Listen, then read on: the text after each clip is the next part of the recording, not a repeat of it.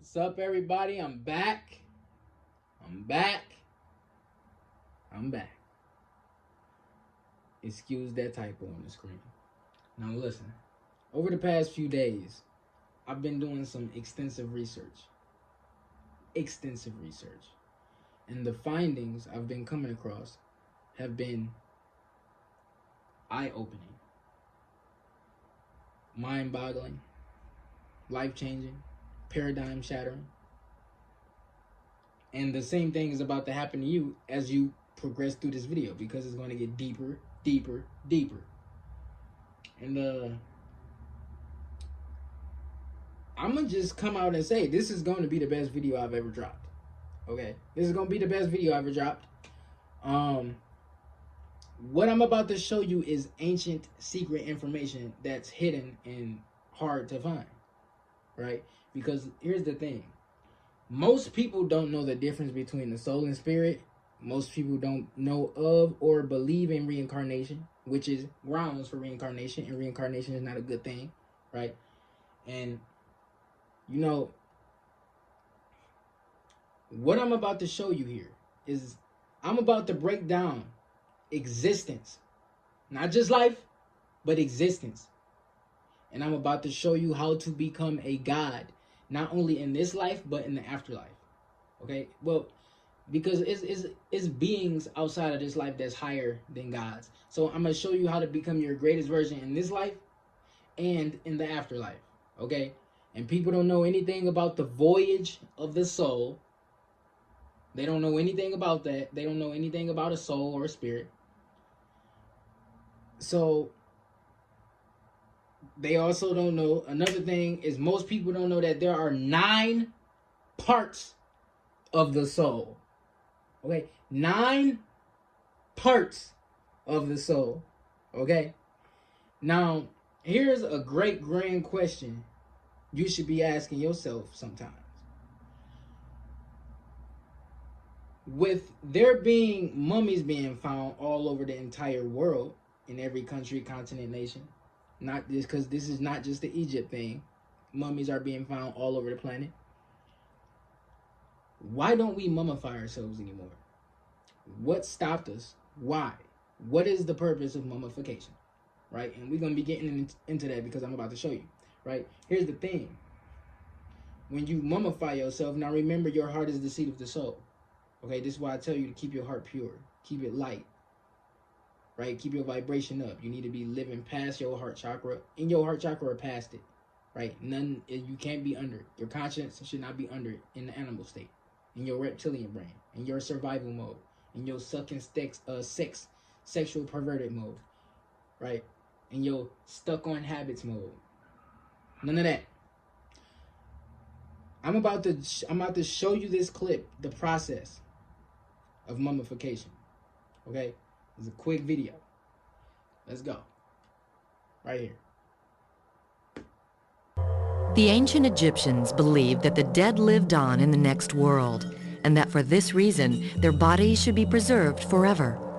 They believed that the body would serve a person in the next world, and therefore spent much effort in developing methods of embalming, or keeping the tissues of the body from decaying. The process used by the ancient Egyptians for preserving or mummifying bodies involved several steps, and according to ancient texts, took 70 days. The process was simple when mummifying began, and gradually became more elaborate. Wealthy people could afford a more expensive treatment than the poor. What follows shows how the bodies of wealthy people were mummified after about 1750 BC. First, the embalmers used a hooked instrument to remove the brain piece by piece through a nostril. Next, they used a sharp stone to cut an incision in the left side of the abdomen. Through the incision, they removed most of the internal organs, including the intestines, stomach, liver, and lungs, but not the heart. In many cases, the embalmers filled the empty abdomen and other body cavities with linen pads, oils, spices, and resins. They plugged the nose with wax. They then placed the body in a powder known as natron, a mineral that contains baking soda and salt, until the tissues were dried out. Finally, the embalmers wrapped the body carefully in many layers of linen bandages and placed it in a coffin. Sometimes there were 2 or more coffins, one inside the other.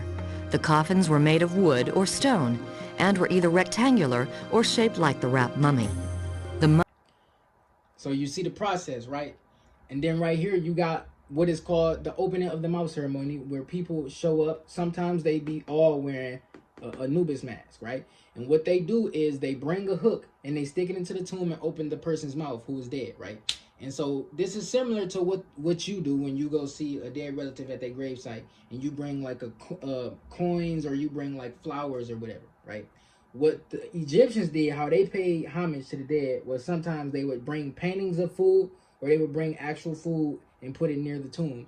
And what they believed was the person as a soul was able to still consume the nutrients of food, not physically, but on a subtle spiritual level, metaphysical level, esoteric, out of this light spectrum that we see, outside of the visible light spectrum.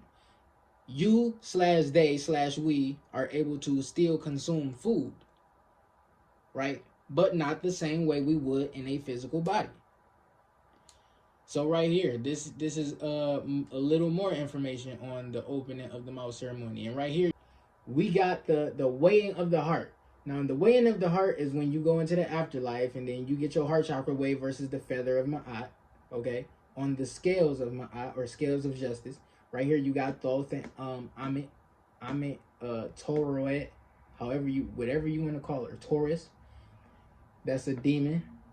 If your heart was heavier than the feather, she would eat your heart, and you're either going to have to come back and do this life again, or you're going into purgatory, right? But after this is when after you get your heart weighed, then you go to Osiris to get judged, right? This is where the Bible gets you getting judged. Osiris is the god of judgment. Okay, multiple cultures, multiple civilizations know who Osiris is.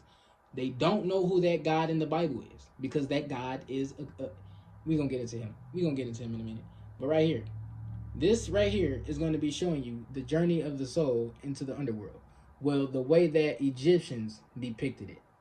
Okay, now remember, I told y'all Egyptians, when they created religion for people, they created it for people to help them understand spirituality. They created religion to help people understand spirituality.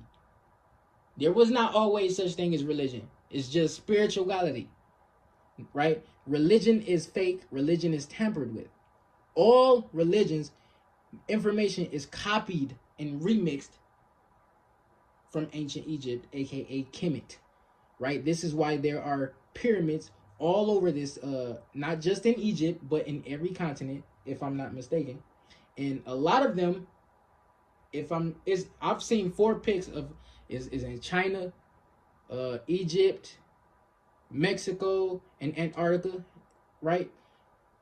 3 pyramids aligned with Orion's belt. Even the Dogons mapped out Orion's belt before NASA did. Okay? These are tribes.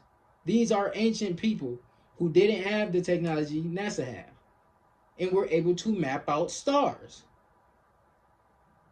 Okay? So let's move on here. Ani stands before a large golden scale where the jackal-headed god Anubis is weighing his heart against a pure ostrich feather. Ani was a real person, a scribe from the Egyptian city of Thebes who lived in the 13th century BCE. And depicted here is a scene from his Book of the Dead, a 78-foot papyrus scroll designed to help him attain immortality.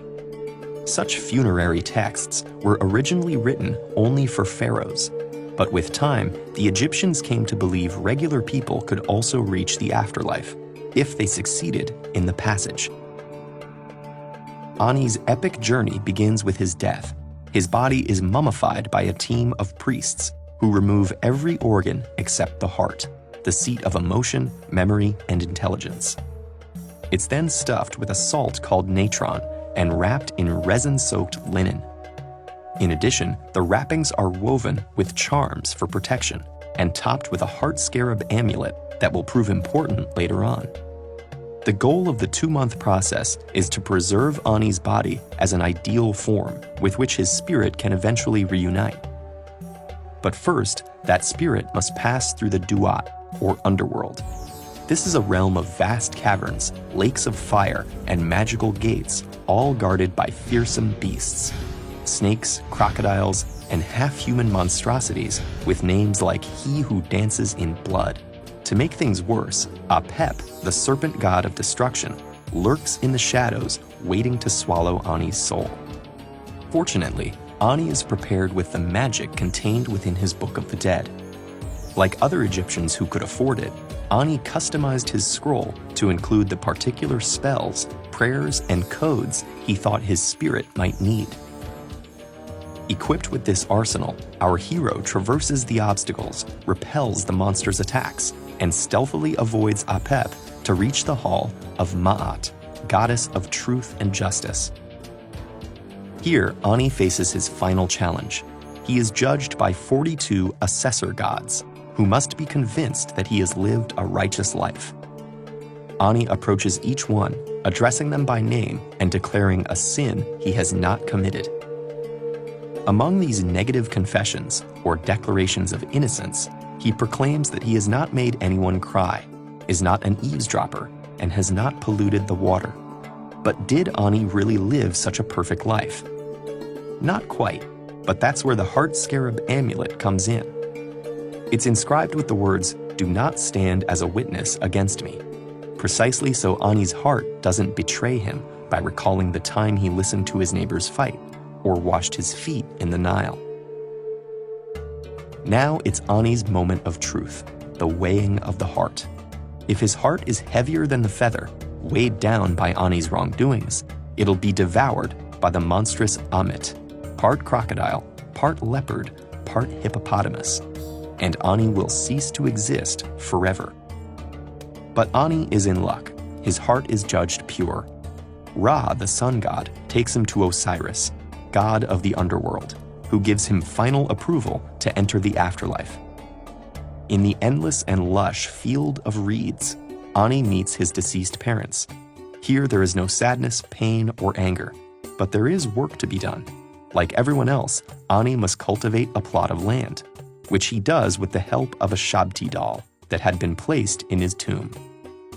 Today, the papyrus of Ani resides in the British Museum, where it has been since 1888.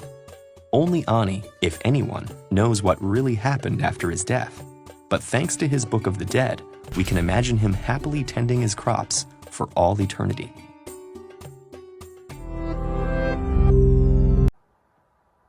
So you see what I'm talking about. Now, what we're going to do is we're going to be breaking down all that underworld stuff, all this religious stuff on the astrological level. Because remember, our religion is astrology. It's nothing but astrology. Remember that. This whole world, this whole planet was Kemet, which is Egypt before it was called Egypt. Okay? This whole planet was Kemet. That's why there are pyramids everywhere.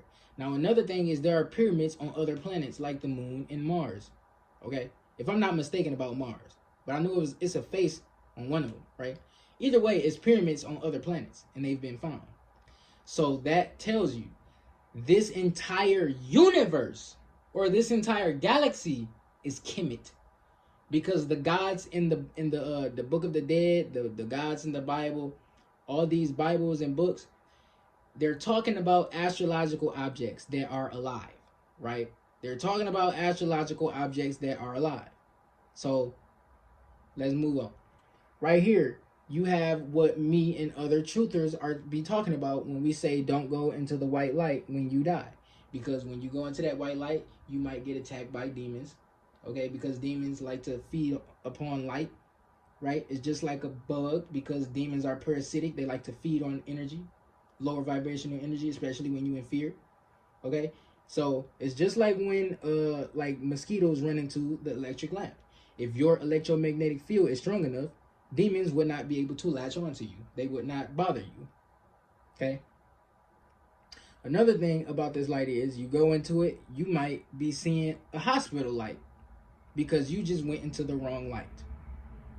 And I think that white light might be the moon. We're going to get into the moon in a minute. But look at this.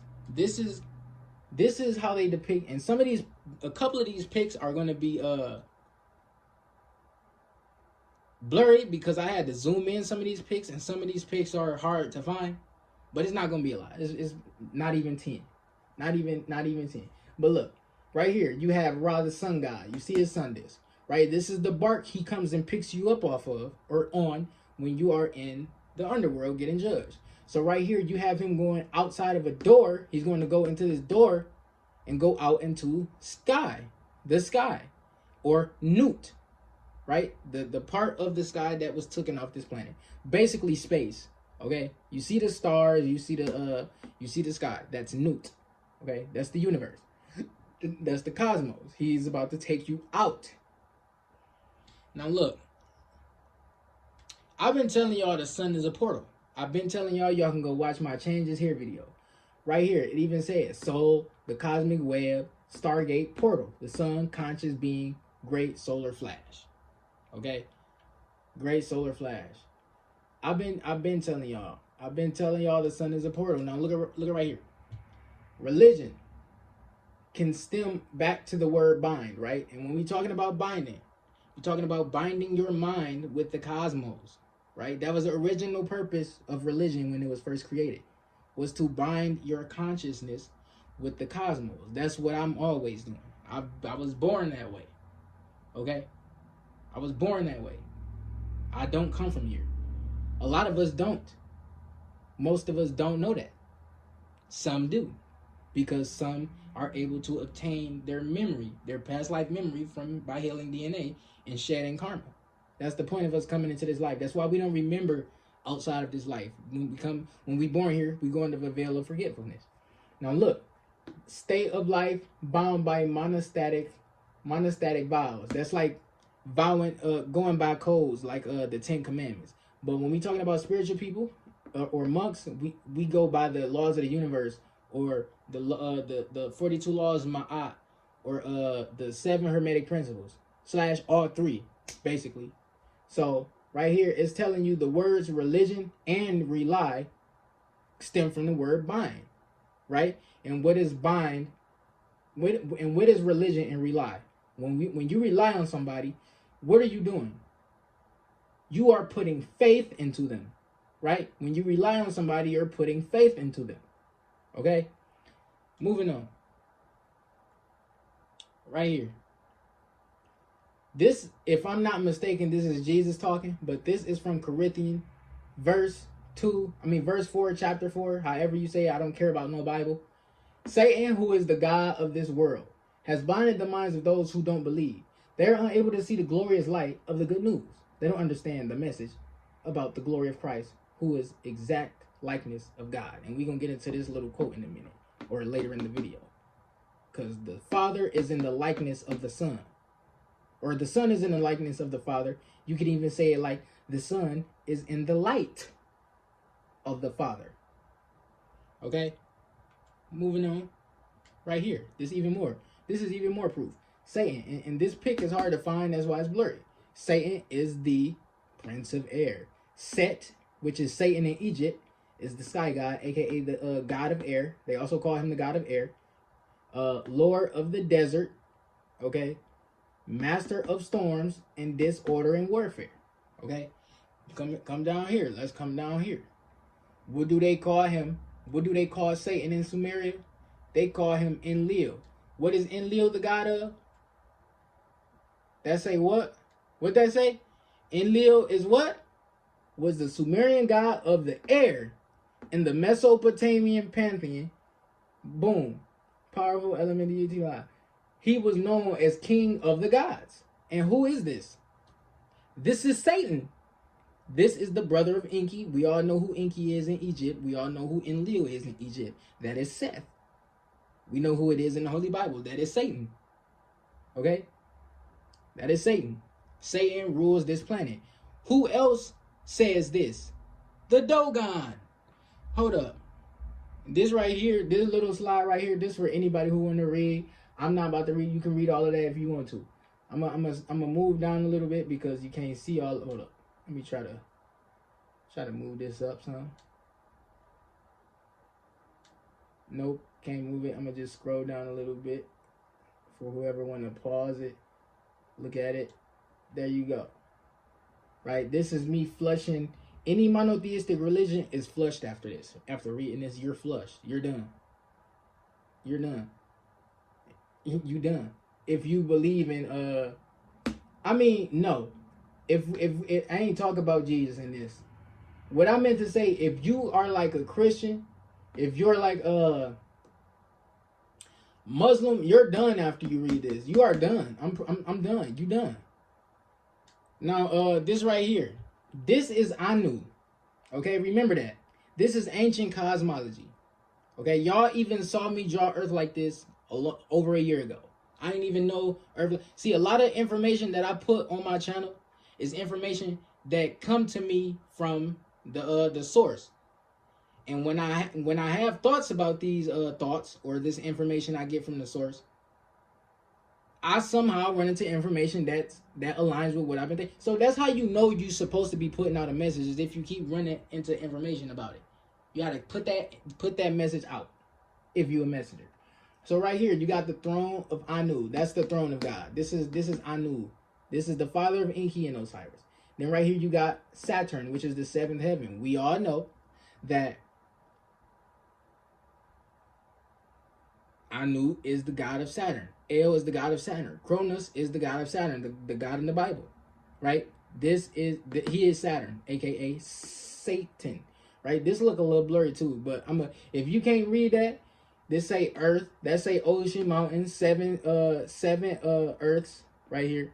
Sky, a solid dome, aka the firmament. It says invisible pillars, stars hanging from sky dome. I don't believe this whole picture, by the way, so don't. But anyway, first heaven stars, second heaven moon, third heaven Mercury, fourth heaven Venus, fifth heaven the sun, sixth heaven Mars, okay, and seventh heaven is Saturn. But I don't necessarily look at life like that. I don't. Yeah, I'm gonna show y'all how that go. But this is Ogo. This is Ogo. This is who the Dogon call Satan. This is who the Dogon call Ogo. If you give it out, Satan in the to the Dogon tribe's name is Ogo. They classify him as a hermaphrodite. Okay, they say he ain't got no gender, or he is both. He is a hermaphrodite, like I be telling y'all right here, because I want y'all to know that I got a lot of text in this video, but it's also gonna be clips. But the thing about these texts, it got some very profound information. It got some very profound information. And it's coming from books that came from the 1800s, the 1900s, the early 1900s, and the mid 1900s, etc. Okay, so this I'm about to break this shit down, clean and simple. Each star system is called a placenta. The Earth star system is called Ogo's placenta. Okay, the system of Sirius is Nomo's placenta. Nomo being described as half human and half fish, an amphibious creature. The Nomo Sirius system is called the land of fish. Ogo is the fox, who is impure and represents both people and our solar system's cosmic impurity. Ogo is imperfect. He rebelled at creation and is an unfinished being, isolated from the rest of the universe and hoping for redemption. Okay, like the cosmic egg, from the womb of placenta is born the child of the universe that rebels and turned against the plan of creation and remains unfinished and isolated until it grows up enough to learn cosmic connection and oneness. Nomo is another advanced culture who once helped humans. Okay? See, this is why I be saying we are in hell already. This is why I be saying that. Hell is short for Helios. Helios is the sun. They call this solar system a what? A heliocentric solar system. They also call it a what? A helical solar system. Alright? Look at this. This is called the cosmic egg. Inside this egg is Rah and this universe. And the egg actually represents Amma. This is Apep, aka Apapis, who is the arch enemy of Rah, the end I quote sun god. Okay. Right? It's just like your Kundalini, right? You know how Rah, the eye is called the eye of Rah. He is the Christ being, and then you got the snake. It represents chaos, right? It's just like your Kundalini. So when they clash, this is where the quote from chaos comes order come from. He represents chaos. Apapis represents chaos. Rah represents order. So when I'm gonna get into it in a minute, but look, letting y'all know right here. This is what they call when this cracked open. Egypt calls this the first occasion. And what happened was Rah was born and mountains formed on the planet, seas formed on the planet, etc. Right? And so this is where you get the term when people are cooking eggs, they say they want their eggs sunny side up. Right? Because in the yolk inside of an egg is a type of placenta. That's just facts. That's just facts. The yolk inside of an egg is a type of placenta. Now this is the Dogon mapping out the stars hundreds of years before NASA. Right? I don't even gotta harp on this. I'm just showing this stuff. See this from the West African astrology. This is Mayan astrology type shit. See these ancient civilizations were far advanced than what we see humans today. And the thing about these people is they see these archaeologists and whatnot who go to these civilizations and be trying to figure their culture out. They be trying to figure their culture out, and they be saying the wrong shit, or they be describing it wrong, and then that's why people are so confused and they think certain cultures are weird. I would believe a old culture like a tribe, Dogon tribe, over a Bible any day. I would believe an ancient civilization over a book any day unless they wrote it. Okay, so right here, this is where we about to get deeper. Okay, right here, we seen this before. I done showed y'all this before. This is the tree of life, aka the Kabbalah. Okay, we about to be getting into this deep. So right here, when you die, these are densities. I don't think these, to me, I don't look at these as dimensions, because these are planets. All of these planets are in the 3D. This solar system is 3D. It's higher densities on these planets. There are densities between dimensions. Is densities, then you get to the next dimension, and then above that dimension is a few more densities, and then you got dimension, densities, dimension, right? But right here, these planets, right? We gonna break these down into gods. What gods are they, right? So right here, you got Satan. You got Satan. Or Seth. You got Isis, aka Osset, aka Sopdet, aka Mari, or who the Bible calls the ancient Mary. Right here you have Hathor. Right here you have Thoth. Okay. Right here you have Horus.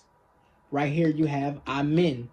Right here you have Anhur, which is the god of war. Mars is the god of war in Rome. Right here you have Anubis. Right here you have Nut, aka the moist sky. Right here you have Geb.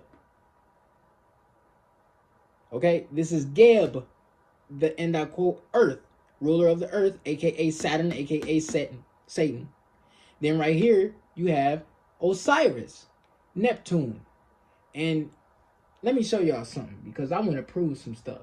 This is why I got these slides. I really do this. I really do this research shit. I want y'all to know that I really do this research shit. I stay up for hours. I will stay up 30 hours without going to sleep doing this shit. Like, I really do this. Look. Where is it? Inky. We all know who Inky is. Inky, Quetzalcoatl, Poseidon, Neptune, serpent in the garden. I made a video on Lucifer already. Lucifer is Osiris. If you don't know nothing about Lucifer, I want you to know Lucifer is not evil. Okay? Lucifer is not evil. Go watch my Lucifer video if you don't know nothing about Lucifer. Alright? Let's go back here. So if you do your research, they thought Neptune was heaven. The Greeks called Neptune heaven. And what does Neptune sound like? Neptune, Neter. In Egypt, Neter is the highest god. And this is Hebrew though. These are Hebrew words. The Hebrew call it Keter. Okay? Keter. The Hebrew call it Da'at or Kuat. The Egyptians call it Duat. No, they call it, the Hebrew call it Da'at, or they call it Kuat. The Egyptians call it Duat. That is the underworld. Okay? The heaven to Egyptians is called Sa. Excuse me. Now the thing about Uranus, they call this the sky god or sky goddess. I'm saying, see, when you do your research and push it together, you find out this is actually Nut, because she is the sky. They call her the heavens. Okay, let's just move on here.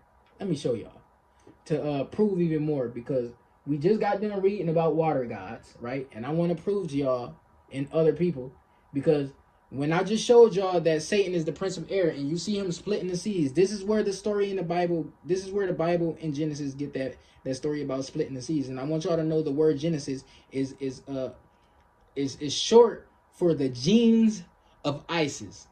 Genes of Isis. We all have her DNA in us, namely melanated people have Eve genes.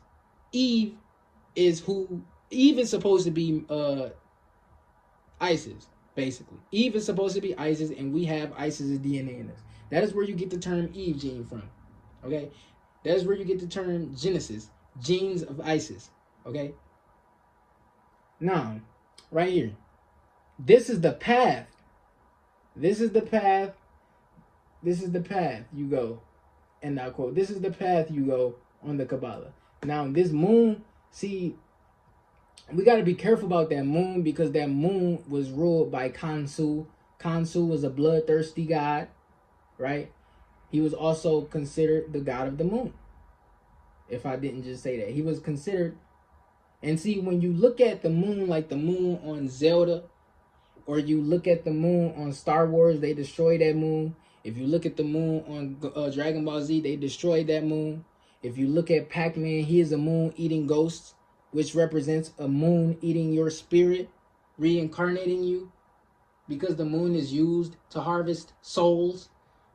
Okay? Moving on. Even right here, you got fish gods. The meter, Cybele, the meter. On the head of the god Cybele, goddess Cybele, is strikingly similar to the fish head of the god Dagon. The great goddess of Asia Minor is the oldest true goddess known, predating the goddess of the Sumerian and Egyptians by at least 5,000 years. Cybele was worshipped in Rome and was also called the Magna Mater, like Ma as in feminine, as in mother goddess, or the great queen mother god. See? Which evolved to the Catholic Mariology. Look, see even more. And see, this is who the mother goddess is. This is mother goddess. This represents the universe. This is why she looked pregnant, because we know the universe gives birth to stars and planets and etc. We're inside the universe, right? And so this is where the Big Bang Theory come from. Okay? The universe giving birth to the planets and the stars and etc. Okay? So even right here, this is talking about Amma. Because that's Amma. Okay? Amma is the mother goddess that gave birth to all the star systems, all the planets and suns. Birth is clearly female. Though the source calls Amma he, even though Dogon said it is sometimes they worshipped it without a gender, or they worshipped it as both. Some people worship it as a male, some people worship it as a female. The Dogon defined the Milky Way as made of placental blood. Okay? Birth blood. The blood that creates the universe and the planets. Okay? The Yoruba goddess Emiya created all of life from the birth of her water wombs, blah, blah, blah. It's basically the waters of the universe. Okay? Just like the waters inside of a woman's vagina, we come from the waters of the stars, of the cosmos. Okay? The Nomo will return. See, the Dogon say, first heralded by the appearance of a certain star in the sky. I wonder what that star is. The impure Ogo will be crushed. So all the best of human civilization can emerge and be purified. Ogo is described as he, and the Nomo castrated him. He is the rebel portion of humanity. Once again, the aspect that works against peace and harmony on earth. Okay? That is the devil. Ogo is the devil. See, even right here, you got more fish gods. This is Assyria. This is Babylon and Sumeria. That's more fish gods. What y'all talking about? We were amphibious. We were living in water. Like I was saying about Satan splitting the seas. We were living in water. Excuse me. In ancient Egypt, Satan was known as a great teacher. Not a good person, but a great teacher, right? You learn your lessons from, even in astrology, that's what you learn from Saturn, is your lessons, right? And so since we were amphibious, what do you call a group of fish? A school of fish. That's just period. That's just facts. That's just facts. That's just facts. Now, let's look at this. Let's take let's examine these real quick. What is actual heaven? What were ancients calling heaven? And see, let's point some things out here. Where my stick at? Where my pointer? Orion's belt looked almost the same in ancient times as it does now. In ancient Egypt mythology, Orion and the bright star Sirius represents Osiris and Isis. Okay? The Orion is Osiris and Sirius is Isis. Orion, let's look at it. Look at even look at the word Orion. Look at the word Orion. Right here. Where is it? This ain't it, is it? Right there. Right here. Right there. Sa. Sa was a god in ancient Egypt. Ancient Egyptian religion. Representing the constellation that encompassed the stars in Orion and Lepus. Let's move right here. His consort was Sabdet, aka Isis, known by the ancient Greeks as Saphis. The goddess of the stars, Sirius, Sa, came to be associated with a more important deity, Osiris, and Sabdet with Osiris's consort Isis. Okay? So Orion's belt is heaven. Orion's belt is heaven. They call Orion Uru Ana, which means the light of heaven. Okay? Their name for the constellation Taurus was Gudana, the bull of heaven. We talked about the bull of heaven already. And my I was talking about the Muslims, paradigm breaking and all that. Orion is often shown as a bull. So yeah, anyway, yeah, that's see what I was talking about. And then if you look at look at the way Uranus is spelled. Look at the way Uranus is spelled compared to Uru Ana, right? Or Uranus or whatever. It's Uranus, okay? Uranus, Uranus it means sky or heaven. Okay? This is Nut. And you can even look right here. This is the Egyptian equivalent of Geb and Nut. See right here. Geb and Nut. Geb is the god of the earth in Egypt. Okay? And sometimes people call it a hermaphrodite. Okay? Geb, I was supposed to put a slide in here, but I didn't. It was supposed to go at the beginning. Geb, he actually raped his mother, right? And he got separated. It even tell you Geb got separated from his wife. Or actually his wife, or the person he kept having sex with because he was having lust trips. he kept trying to have sex with his sister, aka Newt, aka the sky. So they say Shu separated him. Shu is actually dry air, which is our atmosphere. Okay? The god Shu is our dry air atmosphere. Okay? We used to be fish, amphibious beings, and I want y'all to know Earth actually came from Sirius. If I'm not mistaken, Sirius or Orion's. No, Sirius. It fell from Sirius. It fell from Sirius. See, Earth used to be a Zen planet. It used to be a heavenly planet. This is where the Garden of Eden was. Okay? Or there was a Garden of Eden on this planet. So let's move on here. Very important. Now we about to get even deeper. Right here. We about to get into the soul. Alright? I ain't even got to say too much.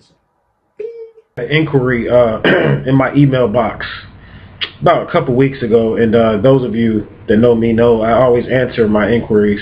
It may take me a long time. I'm a turtle, but I'll get to it. I'll definitely get to it. And for whoever asked this question, I can't even remember who it was. I'm sure you're probably watching this video right now, but this one is for you. What is the difference between spirit and soul? What is spirit and what is soul? And what are their differences and similarities? That was the question. Now, to understand, let me start with spirit. To understand spirit, you must go to the definition of the word. And those of you that know me know when I go into words, I break down their historical meanings. I don't just look the word up, because if you look up the word spirit, you're going to basically find in their dictionary, they think the spirit and soul are the same. In Webster's dictionary, they're going to say spirit or soul, and they're going to lump them all together, and that's not what spirit is. I said this in other videos, but look at the term respiratory system, respiratory. So when you deal with respiratory or the spirit or the respiratory system, you see the term spirit. So, and when you go into the history of the term spirit and you look it up, the term spirit means breath. That's right, it means breath. So when you start talking about getting spiritual and spiritual energy and spirituality, all of these things have nothing to do with morals. These things are rooted in your breath.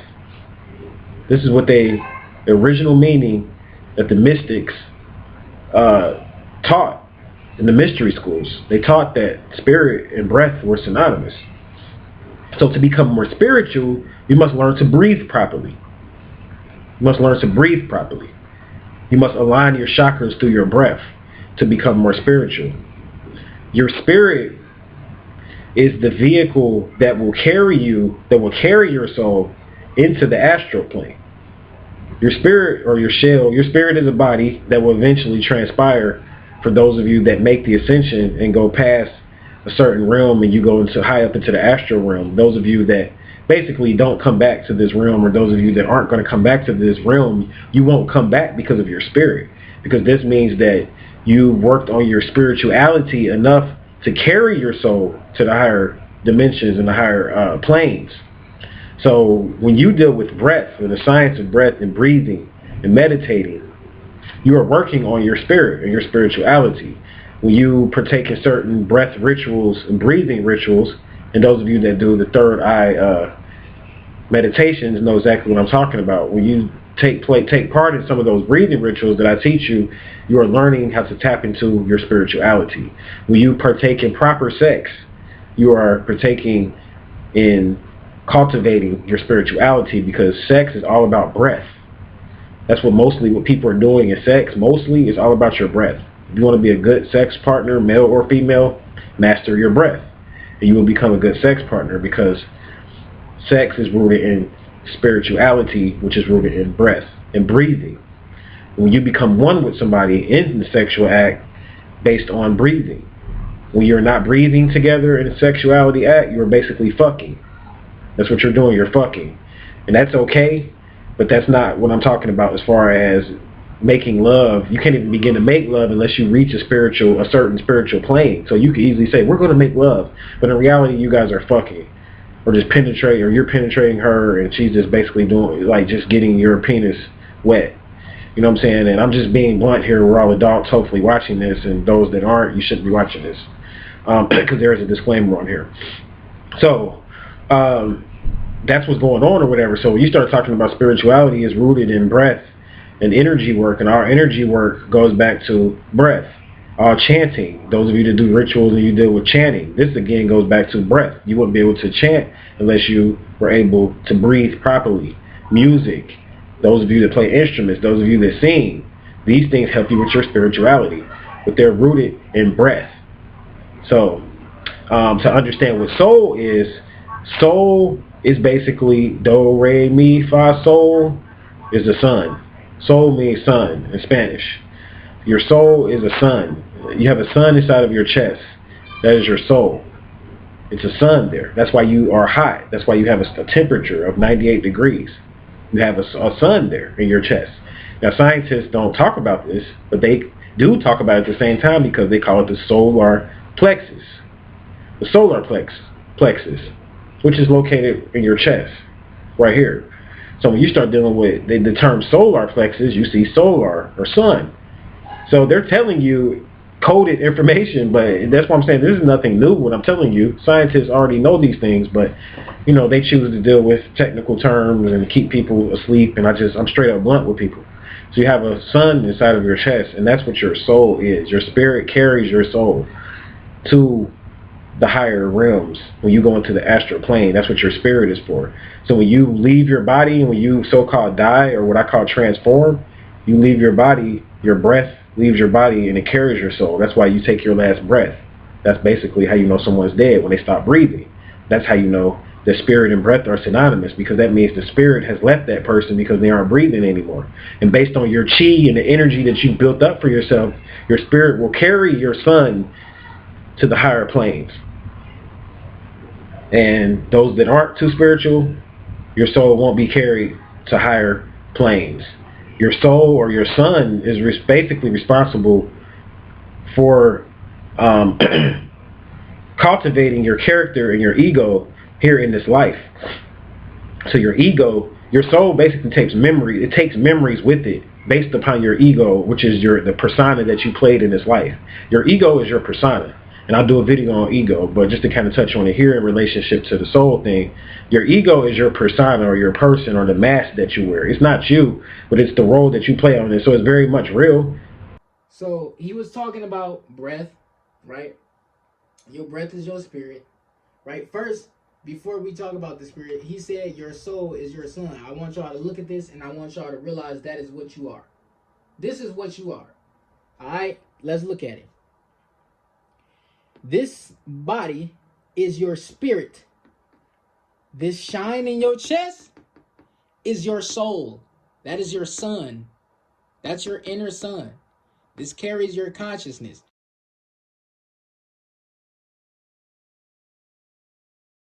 Your memory, love, okay, is also connected, is linked to the sun and your solar plexus. There's also your will and intentions. Okay, love, healing, okay, oneness, forgiveness. That is your soul. That is your persona. Okay, without a persona, you are just a spirit. Okay, without a personality, you have no character. Okay, you have no character, but you are a person, or you are a spirit still. So you can be a spirit without a soul. I want you to know that your soul can die or go dim, but you are still a spirit. Your spirit body is immortal. Okay, your spirit body is immortal. Your soul, your spirit is what carries your soul into the afterlife, just like he said.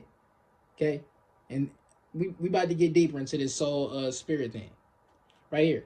So our soul is the essence of us, a part of the divine in human form. Spirit embodied in a human body. Okay, your soul is not a spirit, by the way.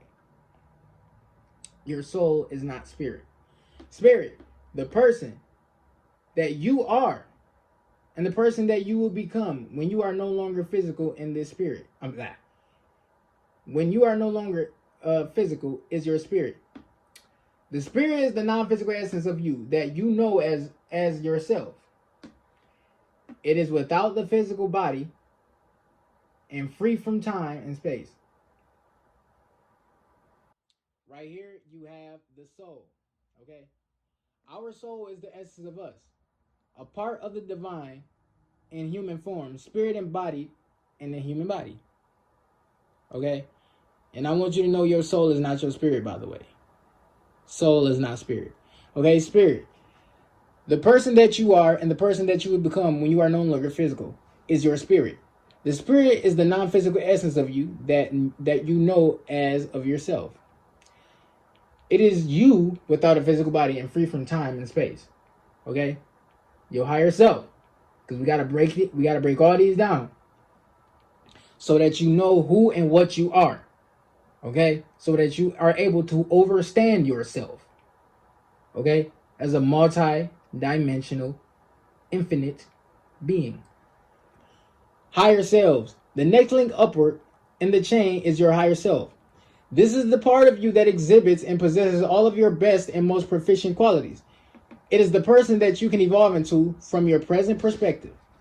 This self is a being that is both separate and part of you. However, for argument's sake, clarification, you can say that the higher self is what you will become in the future when you complete your evolving in the physical development system. The higher self is not in the realm of our physical reality. Okay? But that don't mean you cannot become your higher self in this reality. Your higher self does not have to be in this reality for you to be linked with your higher self. Now, it's not like you disconnected from it. It's just like most people are just not being their best version of themselves. Okay? Right here, you got the monad. This is a part of your spirit. The last step in the chain brings us to the monad. The monad is a direct aspect of the force you know as God.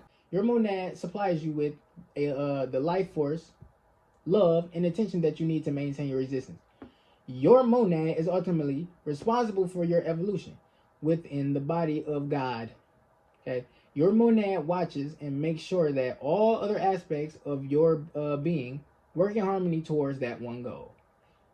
Your monad is one shade away from God and is one aspect of God that makes you your spirit, your higher self, and your soul uniquely you. Now let's move right here.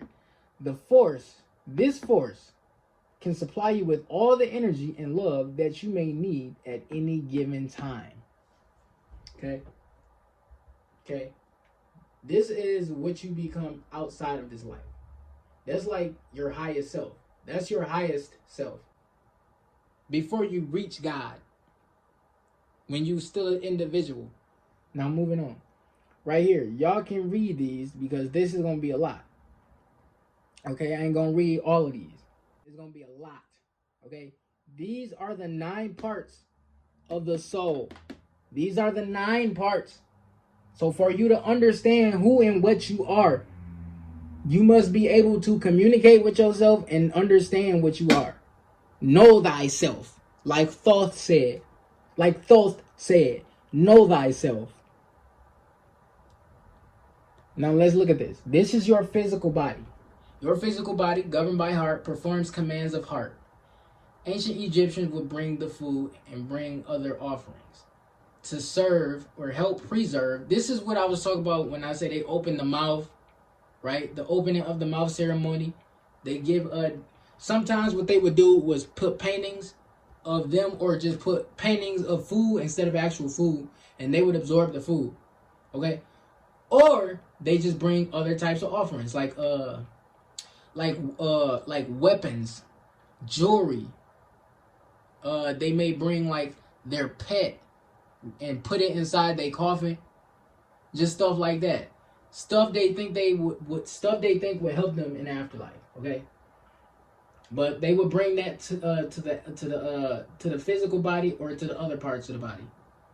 Other parts of the body can interact with items that are brought to the coffin, to the tomb. Okay? And you know, this is why you should mummify yourself when you die. You should make sure you get mummified, right? And you should make sure your tomb get cursed. Because you know these people be digging. See, there has been no cemeteries expanding, but hella people going missing and hella people dying. But nobody has been found no what's it called? No cemeteries were expanding. Okay? Now, let's look at this. This is the Ka, this is the spirit. The aspects that receives offering. This is the aspects that receives the offerings. You can give offerings to the physical body, but the physical body is dead. This is the aspect that receives the offerings. This is your etheric double. We know what the etheric double is if you watch my aura videos in the aura lecture, etc. Okay? This is also has to do with your breath because your spirit is your breath. It also has to do with your toroidal field. Okay? We saw the toroidal field with the air coming in and out the body. Okay? That is your toroidal field. And if you want to know more about the breath, learn about meridians. That's MERIDIAN. Meridians. This is different parts of your body you can breathe into. Okay? And activate different organs, etc. Right? Because not everybody breathes the same. Could travel to and from the afterlife. Okay? Imprints experiences in DNA. Okay? Epigenetics, autonomic nervous system, heart rate, respiratory, sexual arousal, pupillary response, etc. This is all the spirit. Okay? Your Ka is your spirit. Okay? Right here. This is your soul. Splits in two. Twin flame. And see, it ain't, I don't think it's always twin flames when it's split in two, but your soul can split into two. Okay? Right here. Linked to and is a reflection of the sun. Okay? Because I ain't gotta keep on going to how the soul is a sun. I've been doing that a lot, and the dude in the previous video just got done explaining to you that. So watch, if this part of your body watches over the loved ones, okay, in the morning and returns back to his body at night, just like the sun. Okay? Part of the soul that absorbs the offerings. Okay? The Ka receives the offerings, your soul absorbs the offerings. Okay? That's could travel between realms, including life and afterlife. This is your persona, your conscious memory, intuition, not bound by the physical. It's also where your subconscious is. Okay? Right here. This is your shadow self. This is see, I made a video on shadow work.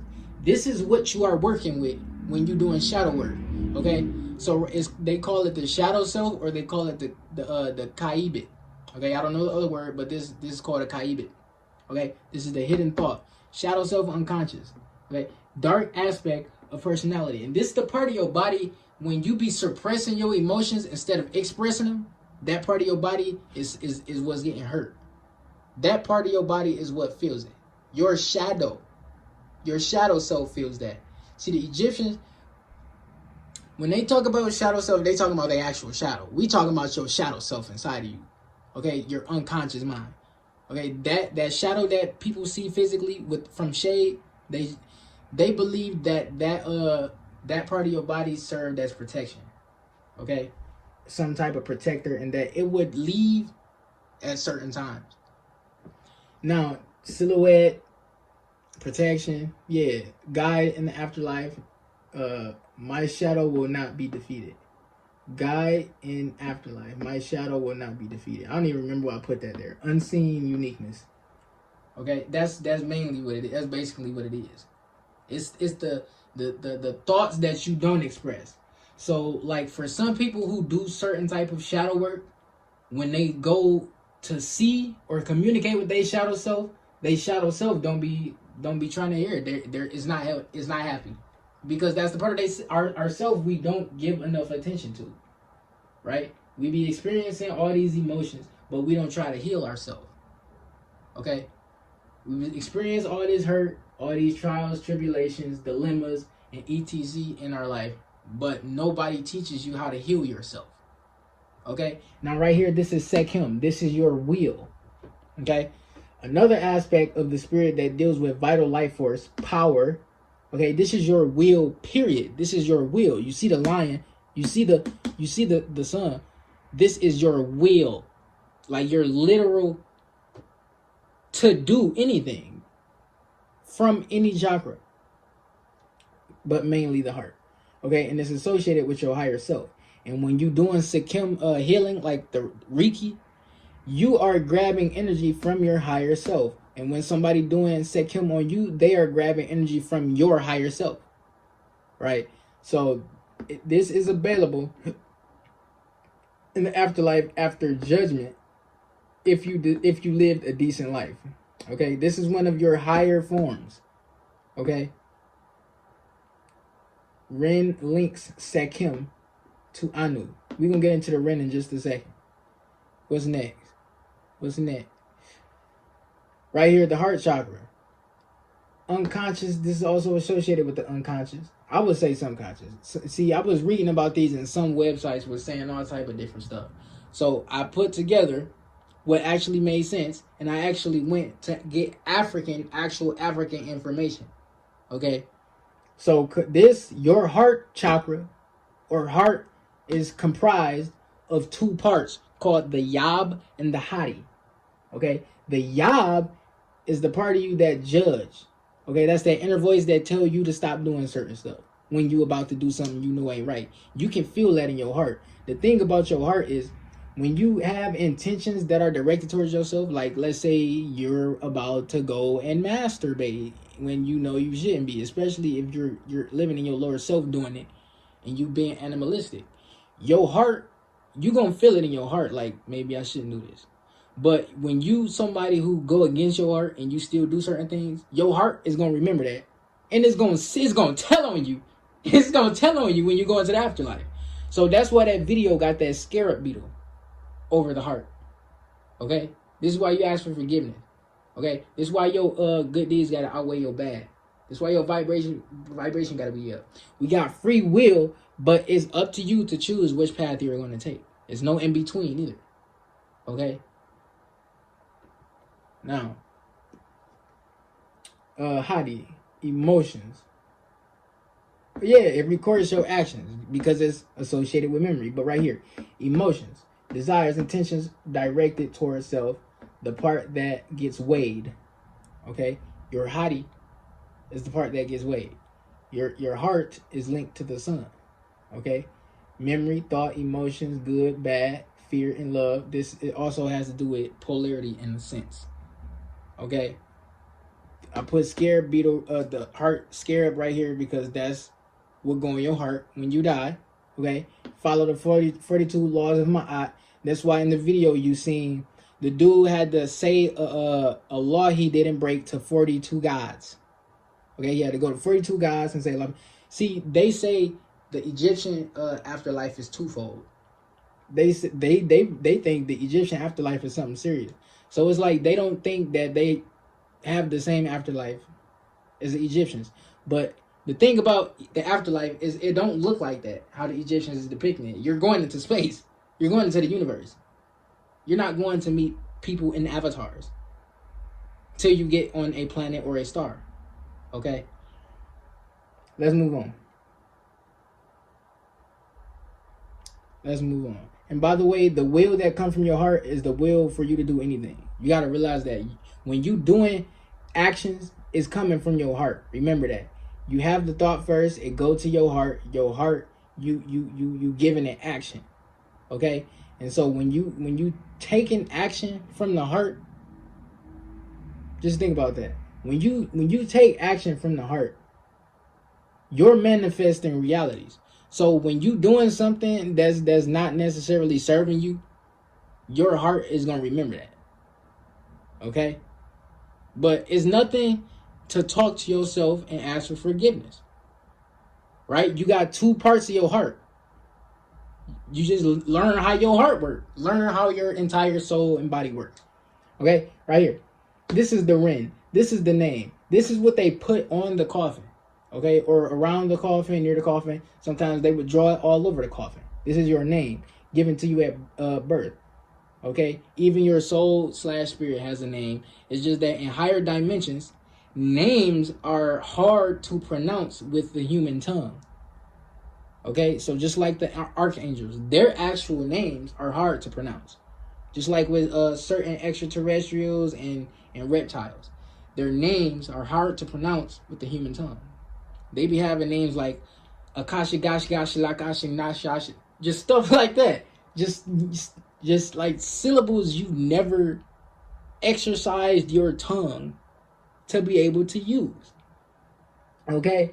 The gods know you by this name and may not be able to be pronounced by the human tongue, blah blah blah. Rah Ran. I put Rah Ran right here because after this slide it's gonna be talking about how Rah, well, basically Rah had a secret name. Rah had a secret name. Isis tried to get it from him. Okay?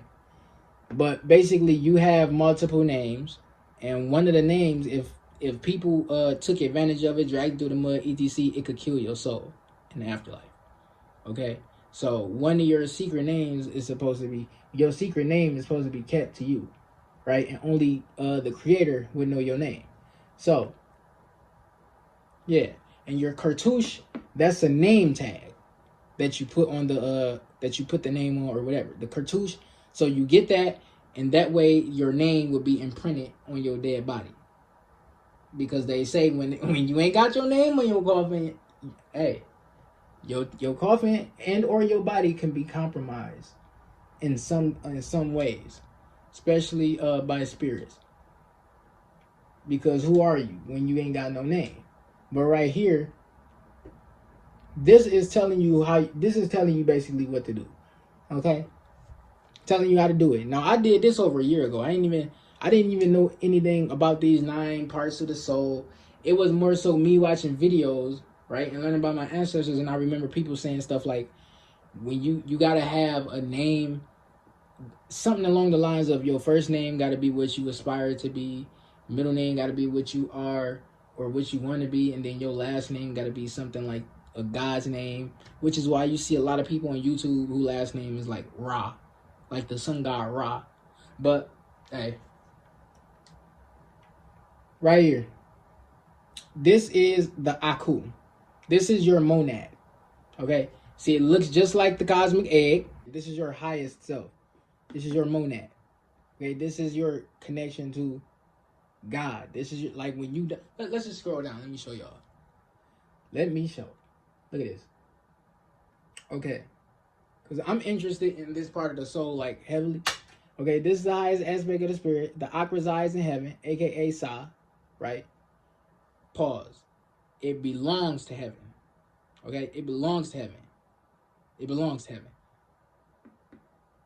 But can visit earth if necessary. Okay? Communicates with God. Gods can communicate with gods and come back and forth here. Okay? It is immortal.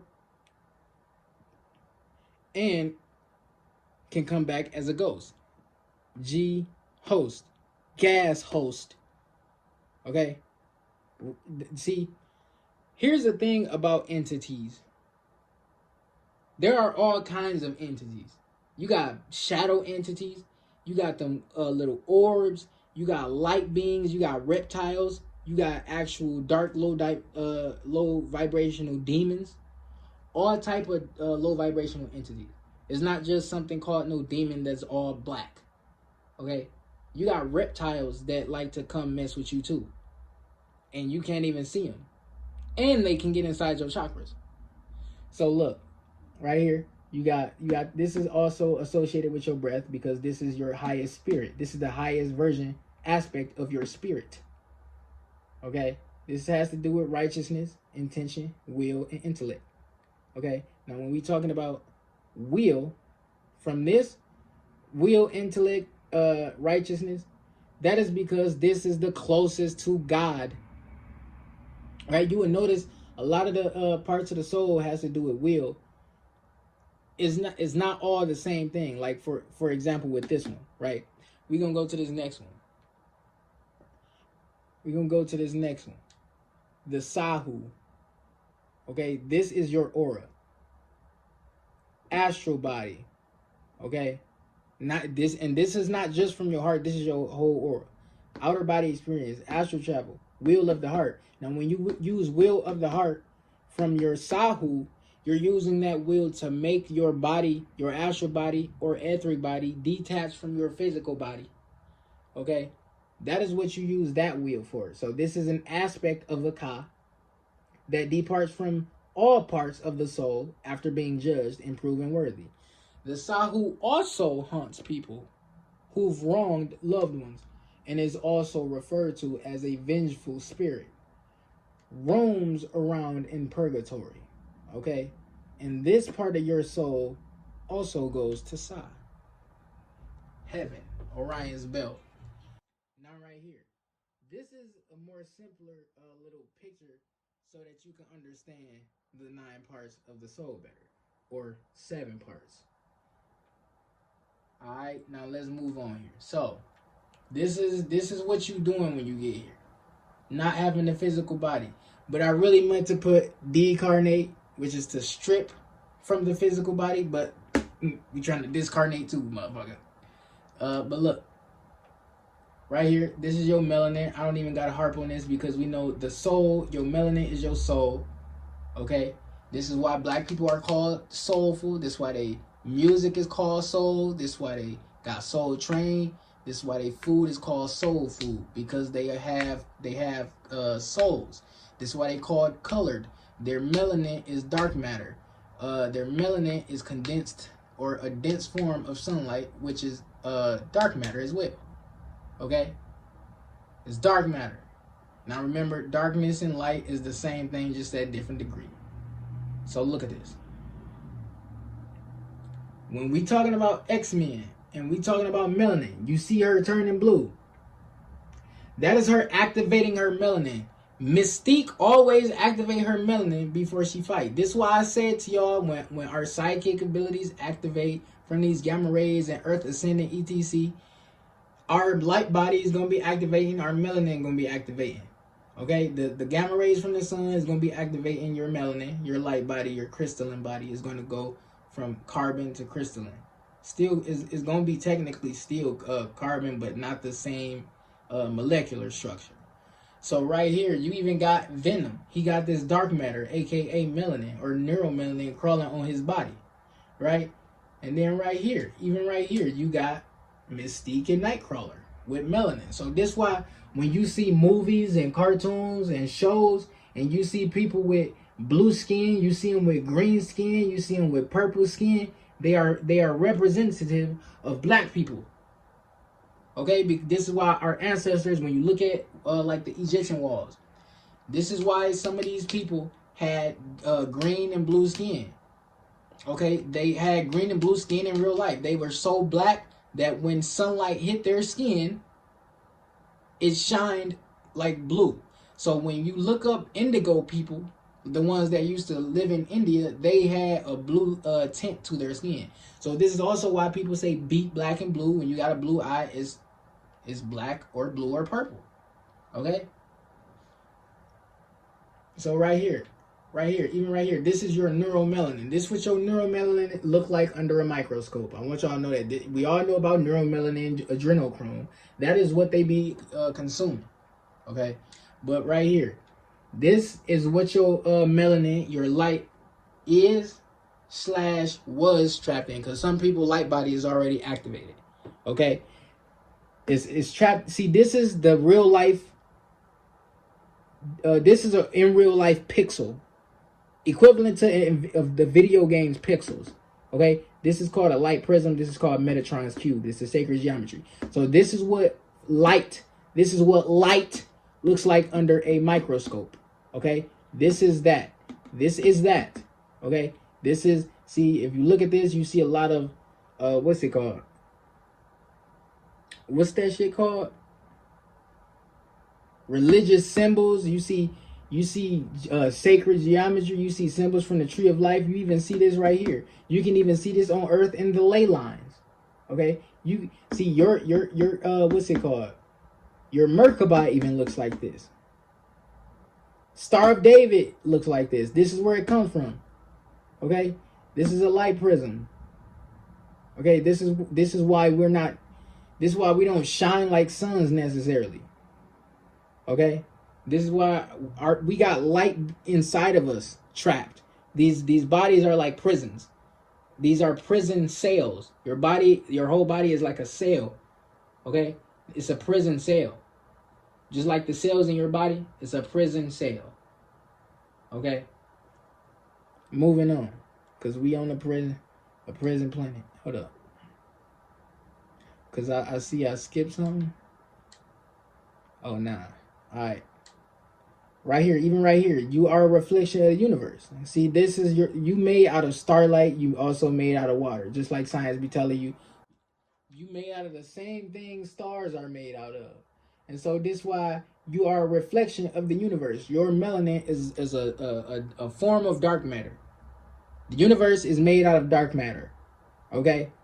You are just like the universe. You are a reflection of the universe. You are a small universe. Okay, look at this. Look at this right here. Your body is a microverse that is a reflection of the universe / macroverse.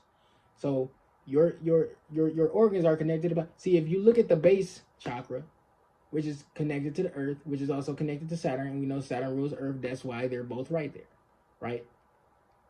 Even with your what's it called? Sex chakra, sacral chakra, the moon and Venus. The moon is Hathor and it's Lucifer, okay? The moon, emotions and feelings. This is all your Venus is also to do with your 5 senses, okay? Then we got solar plexus. Then we got the sun and Mars, rules the solar plexus. Then we got the heart, which also associated with the moon. Okay? What's next? What's next? Mercury, the throat. Mercury is also to do with the throat and speech. Right here, you got Neptune, Osiris. Then up here, you got Jupiter, aka Amun-Ra. We're going to get into Amun-Ra in a minute. We got to get on his head. All right, right here, I'm about to put this video in here to show y'all exactly what I be talking about when we talking about the tree of life. Okay, when we talking about the Kabbalah. And I be saying it's the universe with the planets. Okay? And when I be saying it's just like your chakras, it's just like the universe, and you traveling to other planets, this is it. Useful tools in the right context and with the right practitioner. But what we are talking about here is alchemically transmuting the blockages and raising vibration from ego to spirit. It is a process of spiritual alchemy. And alchemy is both an art and a science, meaning there is a formula to it, a step-by-step process and precise art that we learn to harness so that we can speed up our progress. And the best system I know of for doing that at an accelerated rate is a combination of ascending the tree of life through universal Kabbalah and being on a path of initiation in an authentic mystery school lineage. How so? Well, Kabbalah gives us this map called the Tree of Life, as well as a vast system of awakening and understanding ourselves to repattern our mind and soul using that map. And the reason it is so powerful is that the Tree of Life is the very structure of our DNA blueprints, of how our mind works, as well as of the rays themselves. When we work with this geometry, we are in essence using the multidimensional communication system that directly connects into our DNA and to the rays of creation. To get a sense of this, let's dig in a bit deeper into the mystery teachings of Kabbalah and take a look at how the rays of Ein Sof are structured, remembering also that these rays are similar to the concept of superstrings. Could Kabbalah provide further insight into string theory and the geometry of strings? Let's find out. Now, the source of these insights comes from an expert on metaphysics, Kabbalah, and quantum reality, Frater Gudny Gudnason, who is a master initiate and keyholder in the lineage of King Solomon. I really have to credit him here because the most mind-blowing teachings I've ever learned on my path have come through him. Where do we start in understanding the structure of the rays? At the top, of course. If we were to unfold a ray and look down the primary axis from above, we would see that each ray has 5 parts, arranged kind of like a medicine wheel or equal arm cross, with 4 quarters surrounding the center, which is the 5th part. What's fascinating is that so many ancient spiritual traditions around the world have some kind of symbol that uses the same arrangement. So all 144,000 rays have these 5 parts, which brings the total to 720,000 sub-rays.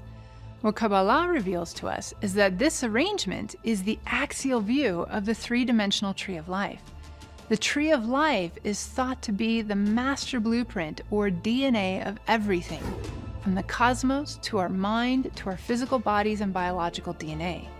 When we look at the tree of life from the side view, we see that not only is each ray made of 5 parts or sub-rays, which here become the 5 pillars, we also see that each of those 5 parts has several levels to them. On the two-dimensional view of the tree, there are 10 plus 1 spheres if we count the hidden one called Da'at. But on the three-dimensional view, there are a total of 16 plus 1 spheres, including Da'at. Then, in addition to the spheres, are the paths that connect the spheres. So we can begin to see that there is an intricate structure here. What if we considered each sphere to be akin to the process of space being braided up into a quantum loop, as is proposed in loop quantum gravity, while each path is a string as seen in string theory, and around each of those are wrapped the membranes from M theory, akin to how the myelin sheath wraps around our nerves.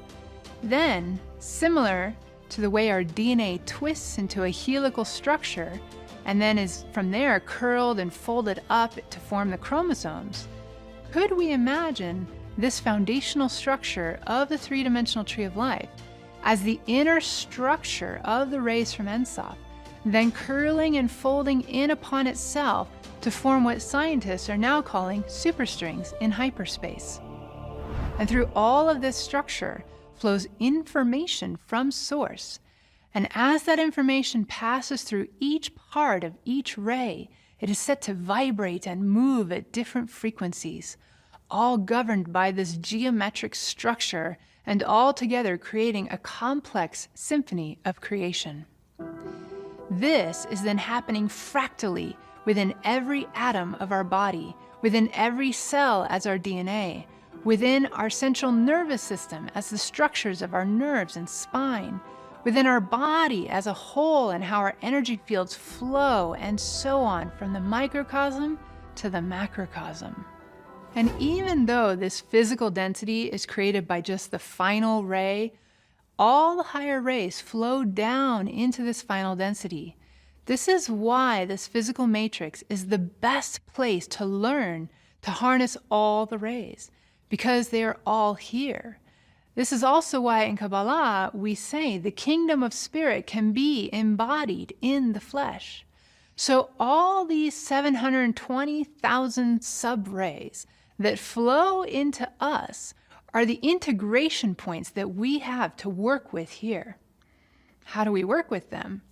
Well, to begin working with them is simple. It starts with just being aware of them.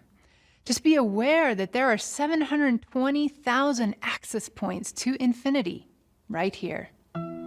Next, we must move beyond just awareness into action. What kind of action?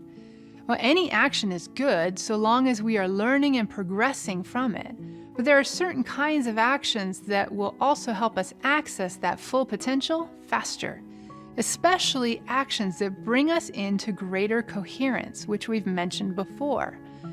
Now, let's approach the same idea from a new and more expanded perspective.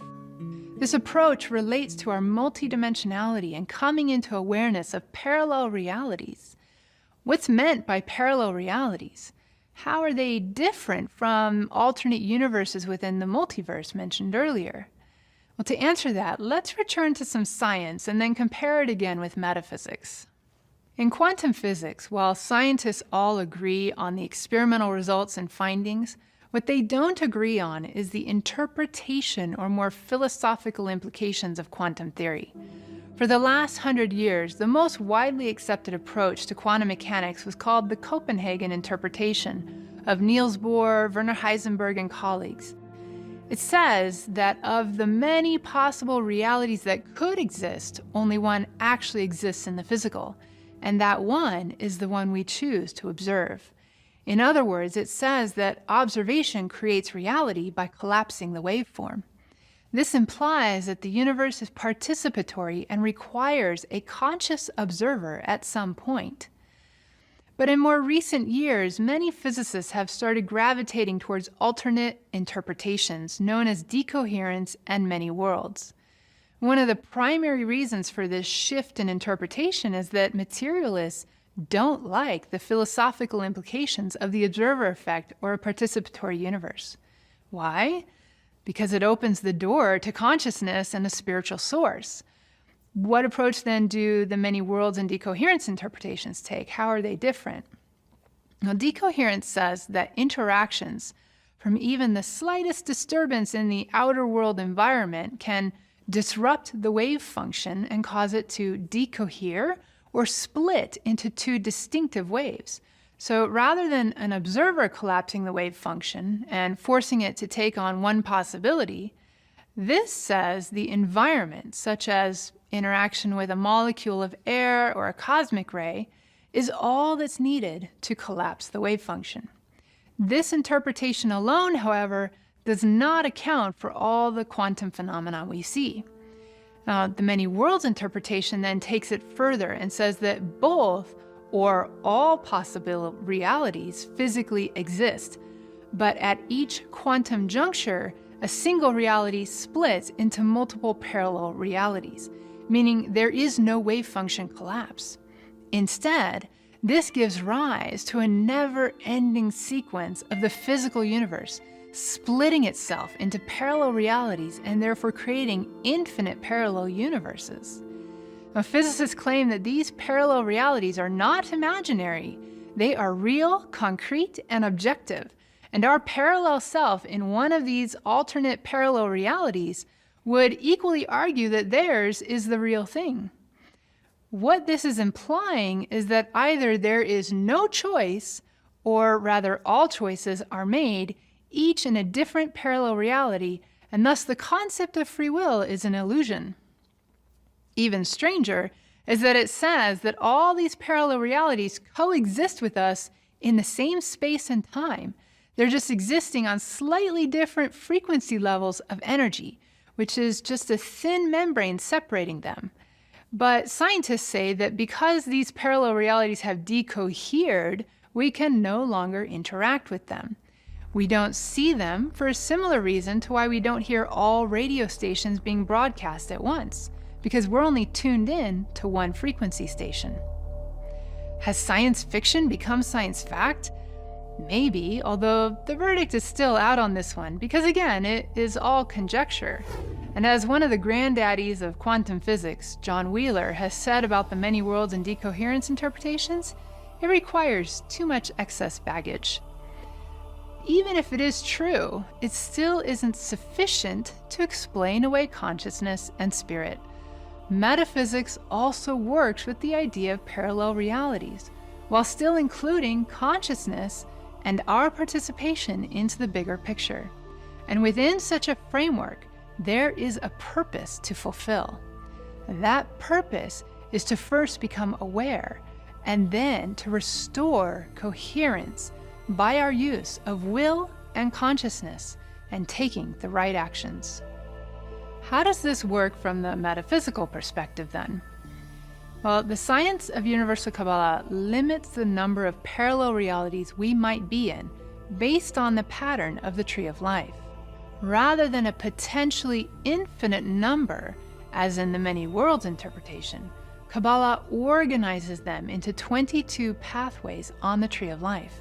These 22 pathways define the archetypes of life or the ways of living life.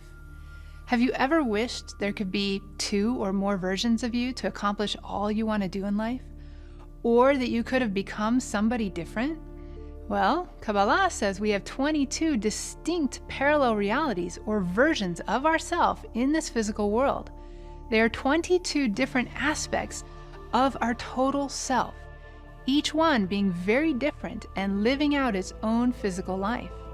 In each one of them, the brain and the nervous system are programmed differently, giving us 22 unique perspectives and experiences of life and how things are.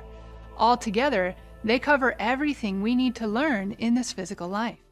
Now, science often uses the terms of parallel universe and parallel reality as referring to the same thing.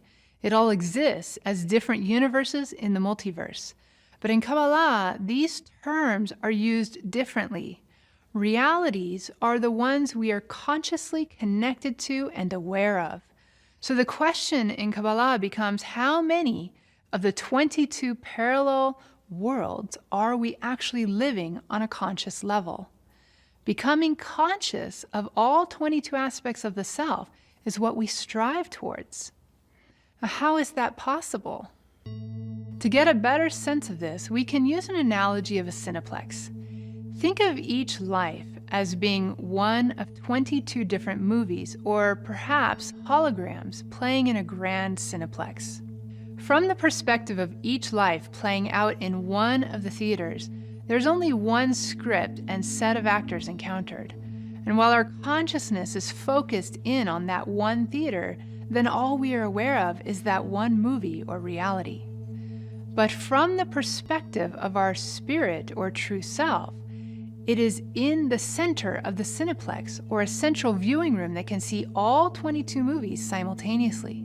Our goal is to get our conscious awareness to the center where our spirit resides, rather than having it dispersed through the 22 theaters.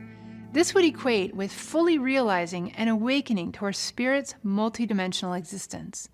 When we consciously achieve this oneness with our spirit, then the 22 distinct movies merge into one movie, and we live all 22 archetypes of life in a single physical reality.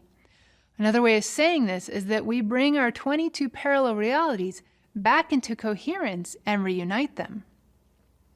How do we do that? Well, by becoming aware of them, by awakening to our multidimensional being. See? And now I'm about to show y'all a few of these. We ain't got to harp on all of them, but I'm gonna show y'all some different ways y'all can look at these. Okay, so right here, this is like occult science. You can look at this. You apply this to your life. It's like you basically, all you got to do is just bring your conscience to the stars. And then you ain't got to do like no magic or nothing. You just bring your awareness to this. Just practice this. Okay? Even like this. What you want to do, right? The key here is to embody it. See, I meant to put the web page. The key here is to embody this. You want to imagine this is inside you. Okay, I already figured all of this out already over the past few days. Okay? Imagine it inside you, and this is how you will be able to understand existence and life. It's going to change you, and it's going to connect you to the Omni-Galactic Source, or the Hunab Ku Galactic Center, aka Amin Ra and Mut. Okay, even right here, that's a more accurate way, or another accurate way to look at it. You got the 13 chakras in the body. Even right here, the chakras that's associated with the planets, or the stars that's on the Mayan galactic, the Mayan interdimensional star. And right here, you can look at it like that as well. And see, this right here is a wave spell. I'll be getting into that. So right here, let's talk about the moon. Right? We got to get on the moon. Because like I was saying, the moon, that's why you got the Pac-Man eating the ghosts. That represents the moon eating souls, harvesting souls. Is Kansu. Kansu is short for consume. Okay? He's also a bloodthirsty god who eats gods. Okay, he eats gods. You can look this up. Kansu is a god who eats gods. He is the ruler of the moon. He's also said to be an umbilical cord connected to the galactic center. Okay. What else? That's why Pac-Man is eating ghosts, because Pac-Man is a moon harvesting souls. Okay. That's why the moon gets destroyed in Dragon Ball Z and in Star Wars. That's why the moon is an artificial moon. Okay? I believe it's a simulation. And I can prove this again. I already proved it in changes here. Look at this. Now, let's get into Kansu. This is talking about Kansu. Yet, in the early pyramid text, He appears in the well-known cannibal hymn as a bloodthirsty deity who assists the deceased king in catching and slaying those gods that the king feeds upon in order to absorb their strength. Okay, Khonsu, who slew the lords, who strangled them for the kings, extracts them for their bodies, what's in their bodies. Okay, he is also referred to in spell 258 of the coffin text. He is Khonsu who lives on hearts. Okay, he eats gods. He's going to eat you. Okay, so you want to get your vibration up. You want to make sure you're not living like a lunatic, not living in your lower self. And you also want to make sure you don't get cremated, because I believe if you get cremated, you go right into that. And another thing about cremation is all the major monotheistic religions are against it, but yet they still get their family cremated. How you Christian? How you Islamic? How are you a Jew? Okay, and people be cremating their families. I see y'all. I would at least and then y'all be wanting to throw the ashes into a lake. I would at least go to the Nile River. All right. This followed research by the Sussex police force that included that there was a rise in violent crime when there is a full moon. Okay? Research carried out by us has shown correlation between violent crimes and full moons. Okay? And what do we know about full moons? That's when werewolves and vampires come out, right?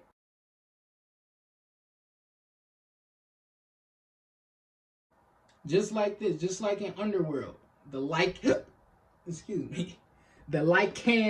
C-A-N, and the vampires, right?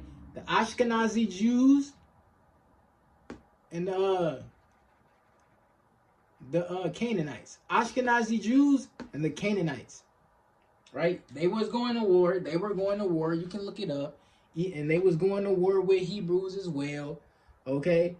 The Hebrew Israelites say that after the Israelites escaped from Egypt, they fought a series of war against the Canaanites, okay? Okay, which led to the Israelites taking over most of the Canaanite land. Hey, the Canaanites were the original inhabitants of the land of Canaan. Okay, C-A-N.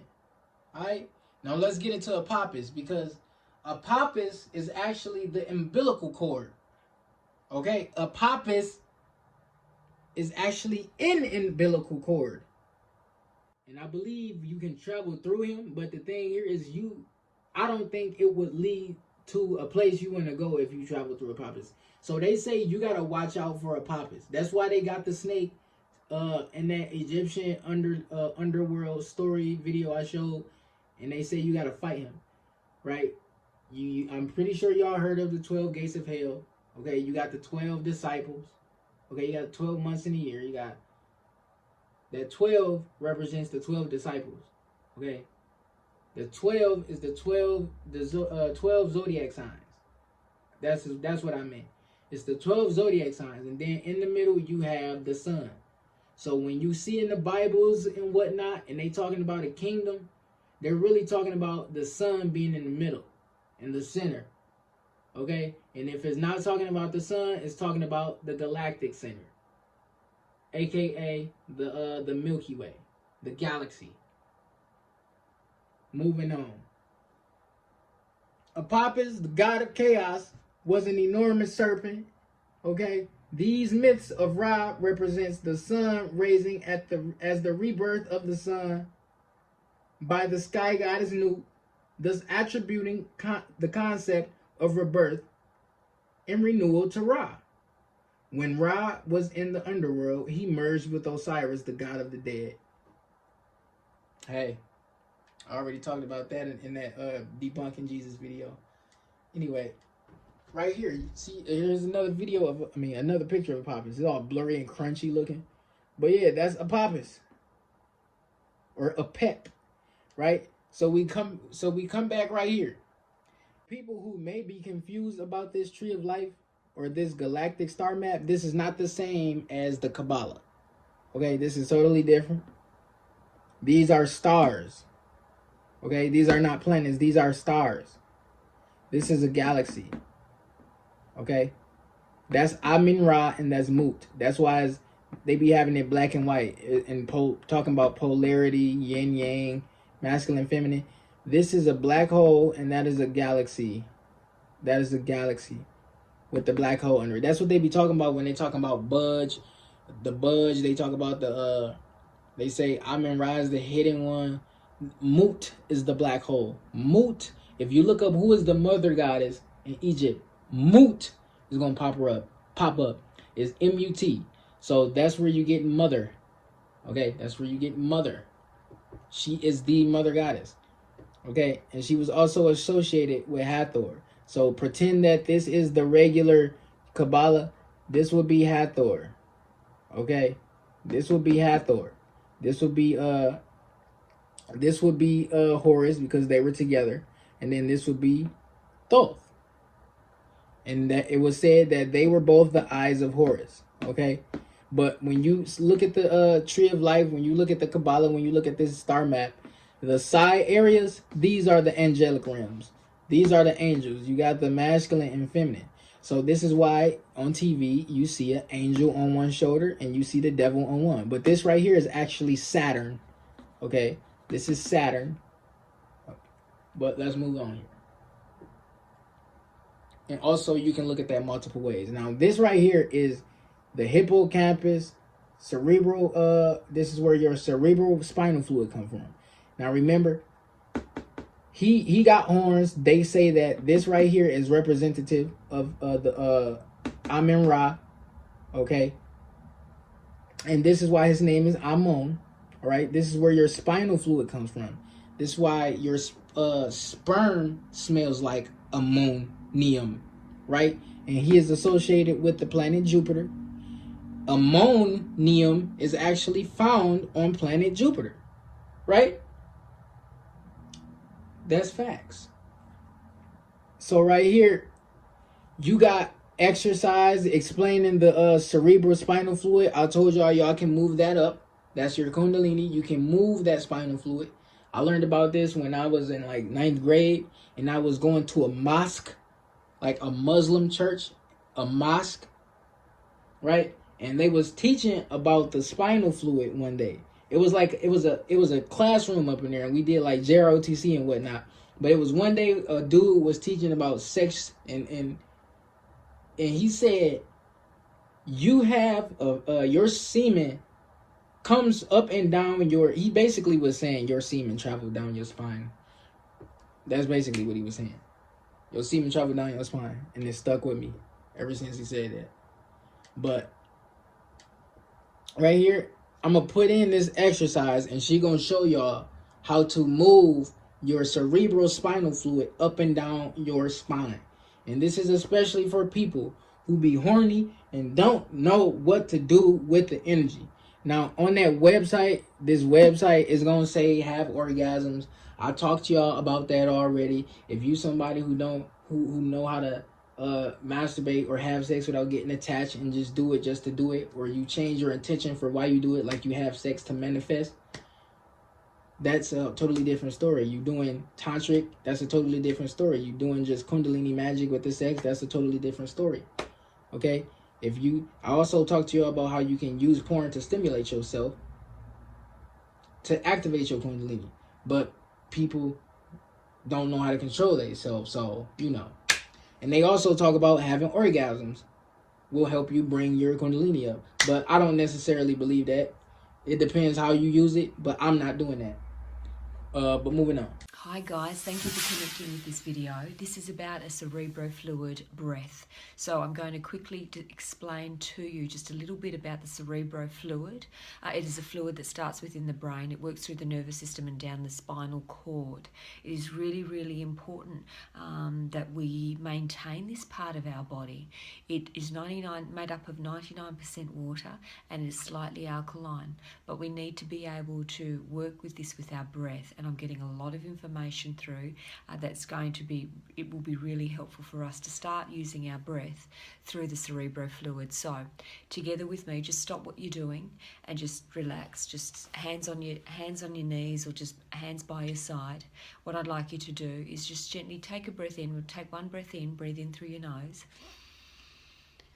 and then release. And I just want you to release and let go. Good.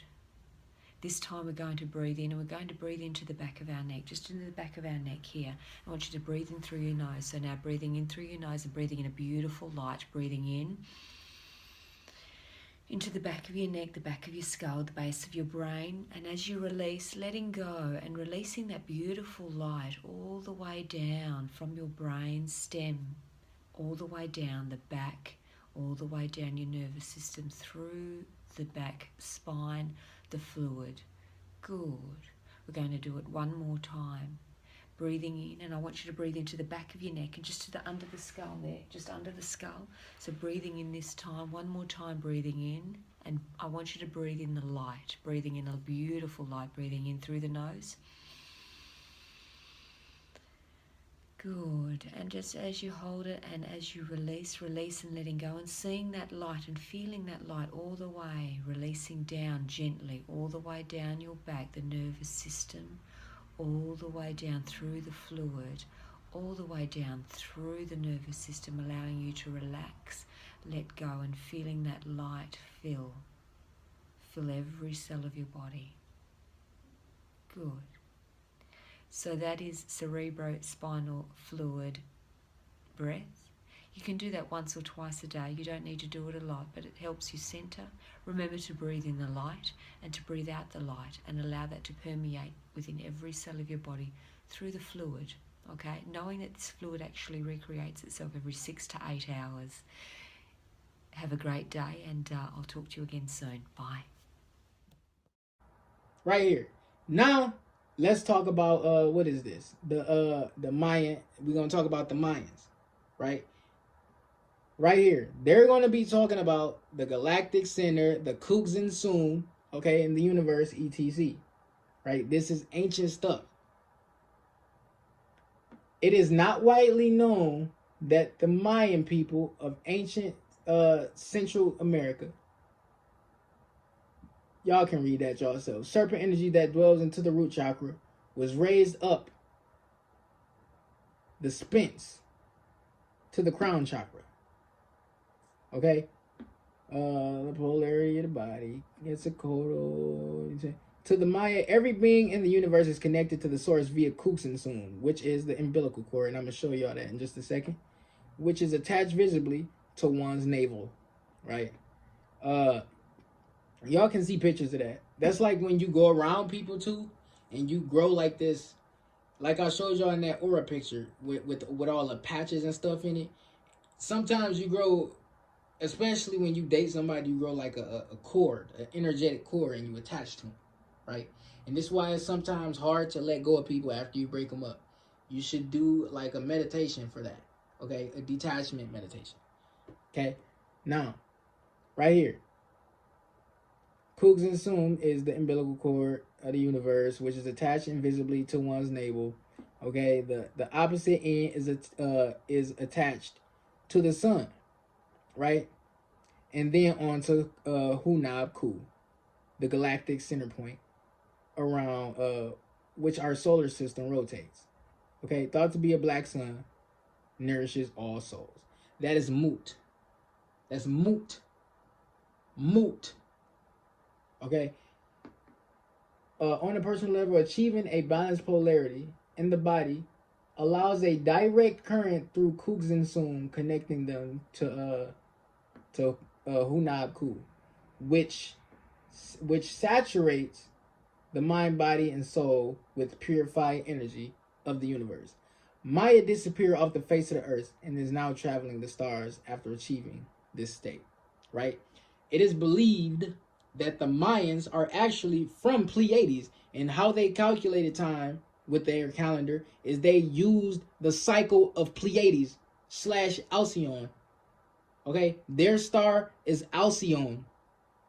The Mayans were Pleiadians.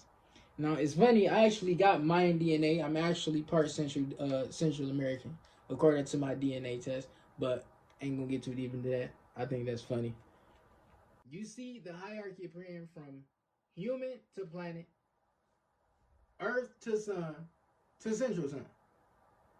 These steps on the ladder of consciousness are sometimes referred to as logos. Okay? The highest level of hierarchy is all that is, like Ptah. Okay? What is the logos? What does the logos do? One of its tasks is to receive energy, love, awareness, light, life from the logos above it. Then absorb, process, translate this energy, and pass it on to other logos. Okay? Several logos below it. And so, you got people out here who say stuff like, oh, don't help that person wake up. Oh, you wasting your time. Oh, you lower your vibration. Oh, you fall under illusion helping that person. Oh, blah, blah, blah. Oh, you do that, you gonna get reincarnated. Oh, blah, blah. So basically what you saying, that's the same thing as saying a extraterrestrial or a higher dimensional being, like a Andromedan, that's existing in the 8th dimension. Y'all saying that these extraterrestrials, higher dimensional beings, extended masters, etc., are wasting their time helping people on Earth in dimensions that's lower than them. Y'all saying extraterrestrials and other entities are wasting their time helping us down here. We need to remove all stupid people. We need to just stop being stupid. Period. We do critical thinking over here. We do critical thinking. I don't care about no religion. Don't send me no religious bullshit. I don't care. It's not real. How many times must I debunk your religion? Okay? Moving on. The word sun in Central Sun does not be taken literally. It does not matter whether it is a star, black hole, or white hole. A cluster of some of these or anything else. Right? So when you be having like people calling the galaxy a central sun or a great central sun, or calling Rah a sun, that's not a sun. That's not a sun. And I'm about to prove this in just a minute. But what is a Kuxinsun? This is the Kuxinsun. Looks just like the cosmic egg, don't it? Right? You're down here. Pretend Earth is right here. This thing right here, this is the Kuxinsun. This is the Kuxinsun. This is the galactic center. This is Amun-Ra and Mut. Okay? You down here, you send energy up. It's like telekinesis. This is the what's it called? The Bible calls this the Tower of Babel, or the Ladder of Jacob. I'm sorry, the Ladder of Jacob. Right? That's what this is. Okay, moving on. Let's talk about Rah the Sun God, because we gotta flush everything. We gotta flush this whole universe right now. Right now, we gotta flush this whole universe. All right. So let's talk about Rah real quick, because we about to flush this entire universe. We about to flush this entire universe. Rah was the supreme creator who ruled over the land of both the living and the dead. He was the most powerful God.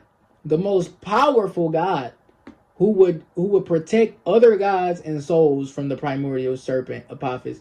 Okay. Even when the god Amun rose to power, Rah's position was untouched, even merged with him and became the supreme god Amun-Ra. So the only way Amun could become a sun god in that quote, or even become Amun-Ra, was he had to merge with Amun. He had to merge with Rah. Now, y'all about to be wondering why I got quasars here. I'm about to blow y'all heads off. Just watch this. Quasars inhabit the centers, okay, of active galaxies. Remember, The galaxy is Amun, Ra, and Mut. Okay, is Amun and Mut. Let's take away the Ra. The galaxy is Amun and Mut. Okay. They also can destroy galaxies. I want y'all to know that. Quasars can destroy a galaxy. I'm just throwing that out there. Quasars inhabit the center of active galaxies and are among the most luminous, most powerful, and energetic objects known in the universe, emitting up to thousands of times the energy output of the Milky Way, which contains 200 to 400 billion stars. Okay? Quasars are the most destructive force in the universe.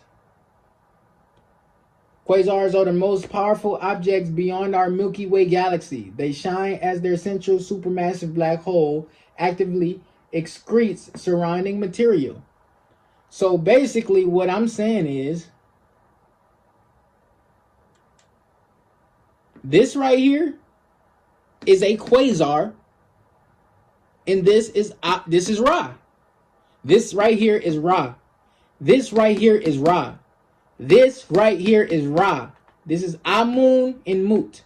Okay? If you know anything about the black hole at the center of the galaxy, that is why they say Hathor is the eye of Ra. That black hole is originally part of this quasar, but black holes go into centers of the galaxy. So he's just a radiation, and if y'all don't know, quasar is short for quasi-stellar radio source. Quasi-stellar radio source. Okay, let's look at this. Let's look at this. Look at this. Okay, we ain't gotta harp on too much of this reading. But there are many other later names, including Osiris and Horus, for the god Ra, by the way. Like I've been telling y'all. Like, see the stuff I be telling y'all about Egypt, a lot of times it's stuff that came from downloads of information. And then later on, I be finding the information online that I got downloads from. So I know these are my ancestors. I'm not just talking about Egypt, my nigga. These are my ancestors. Right? Right here. In one myth, Ra was replaced by Osiris, who later dies and was replaced by his son, Horus, which I also said. I think Horus carries the spirit of his father, right? Just remember I said earlier, the son is in the like of the father. This is why Horus looks like Ra. Okay, moving on. All right. Okay, who then became Osiris. See? Who then became Osiris, and the cycle of the sun dying and being reborn continues. Boom, the two horizons, the crossroads. Okay, the land of two fields equals the crossroads that split in the galaxy that you be seeing. If you know anything about Nibiru, it's called the crossing, or a crossing.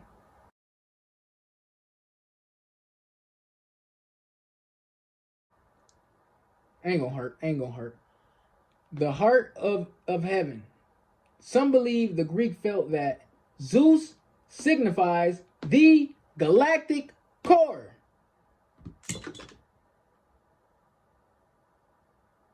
He symbolized the galactic core.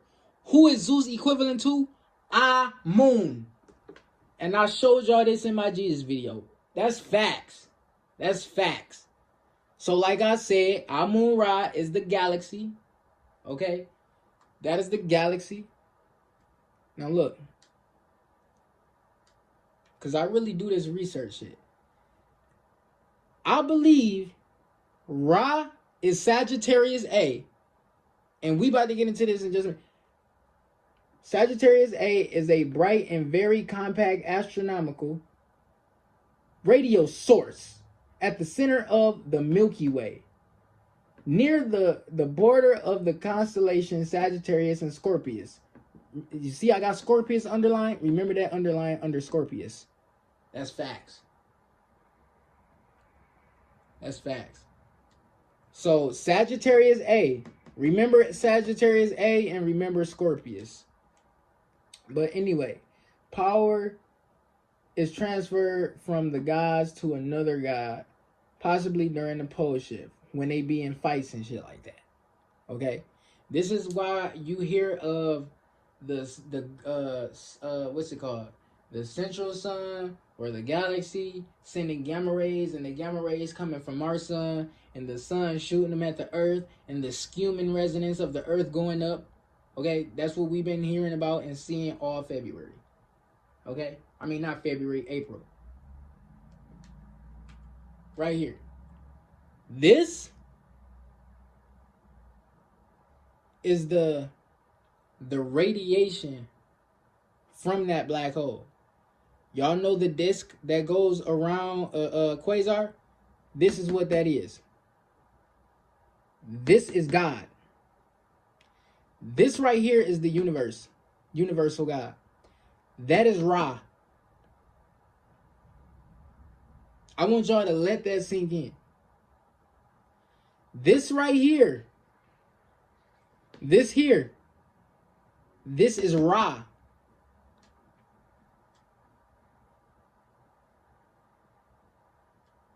Look, the Mayans were concerned with the sun gods, with the galactic center, which occurs for many years around 2012. The Egyptians tell us that the sun god Ra is just passing his throne on the two horizons when he is dying. Okay. Apollo's sun chariot, when stung by Scorpius, Apollo is the sun. Okay. At the galactic center, Ra is bitten by a serpent, quite possibly indicating the same location of the galactic center, near the galactic center. Sound familiar? Sound familiar? Sound familiar? Sound familiar? This is at the core of our galaxy.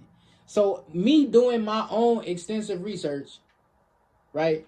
And sitting here showing y'all these galaxies, these little black holes, these portals, right? These long ass texts. I'm showing y'all proof. God is the that quasar that's supposed to be. See, the quasar, if you do your reading on Ra, it is said Ra over time was becoming old and weak. So if you look up about the quasar Sagittarius A, the disk actually got weak, and that's why I say it's like scattering in this picture right here. Okay, the that's where you get Ra radio from. Radiation, you get it from Ra, radiation, radio. Okay, so right here it's well, technically, and they was saying that the black hole was not active, or the quasar was just not active at the center of our galaxy. And so now Sagittarius A, instead they're looking at the matter around the black hole. When the Milky Way's black hole is more active than usual, that event horizon becomes brighter as it heats up due to friction. Okay, in May. So the black hole is always variable, but this was the brightest we've seen in the infrared so far. And you want to know something? The strongest radiation, the strongest energy / radiation is a gamma ray radiation. And you know, that's how they be fighting and destroying each other. These planets, these quasars, these star systems, that's how they be destroying each other. That's how they be fighting. They send gamma rays. People don't think these planets and shit is alive. These celestial objects alive, they're alive. And they send energy to us through Birkeland currents. Okay? Laniakea. Galaxies. Universe. Quasars. Okay? So because quasars are so bright, they drown out the light because of the other stars in the same galaxy. In addition to radio waves and visible light, quasars also emit ultraviolet rays, infrared rays, X-rays, and gamma rays. Right? Gamma rays, the most powerful kind of explosion known in the universe, can generate even more energetic light beams, light beams, than astronomers previously realized, according to a set of new studies. I ain't even got to read this whole thing. Y'all can read that. All right. I already did all the reading. I'm the one who put this together. Let's go. Okay, this is Rah talking right here. My father devised my name. My father and my mother gave me my name, and it remained hidden in my body since my birth, that no magician might have magic power over me. Okay, boom. Let's get down to right here. I created the heavens and the earth. Okay, I ordered the mountains. I made the great and wide sea.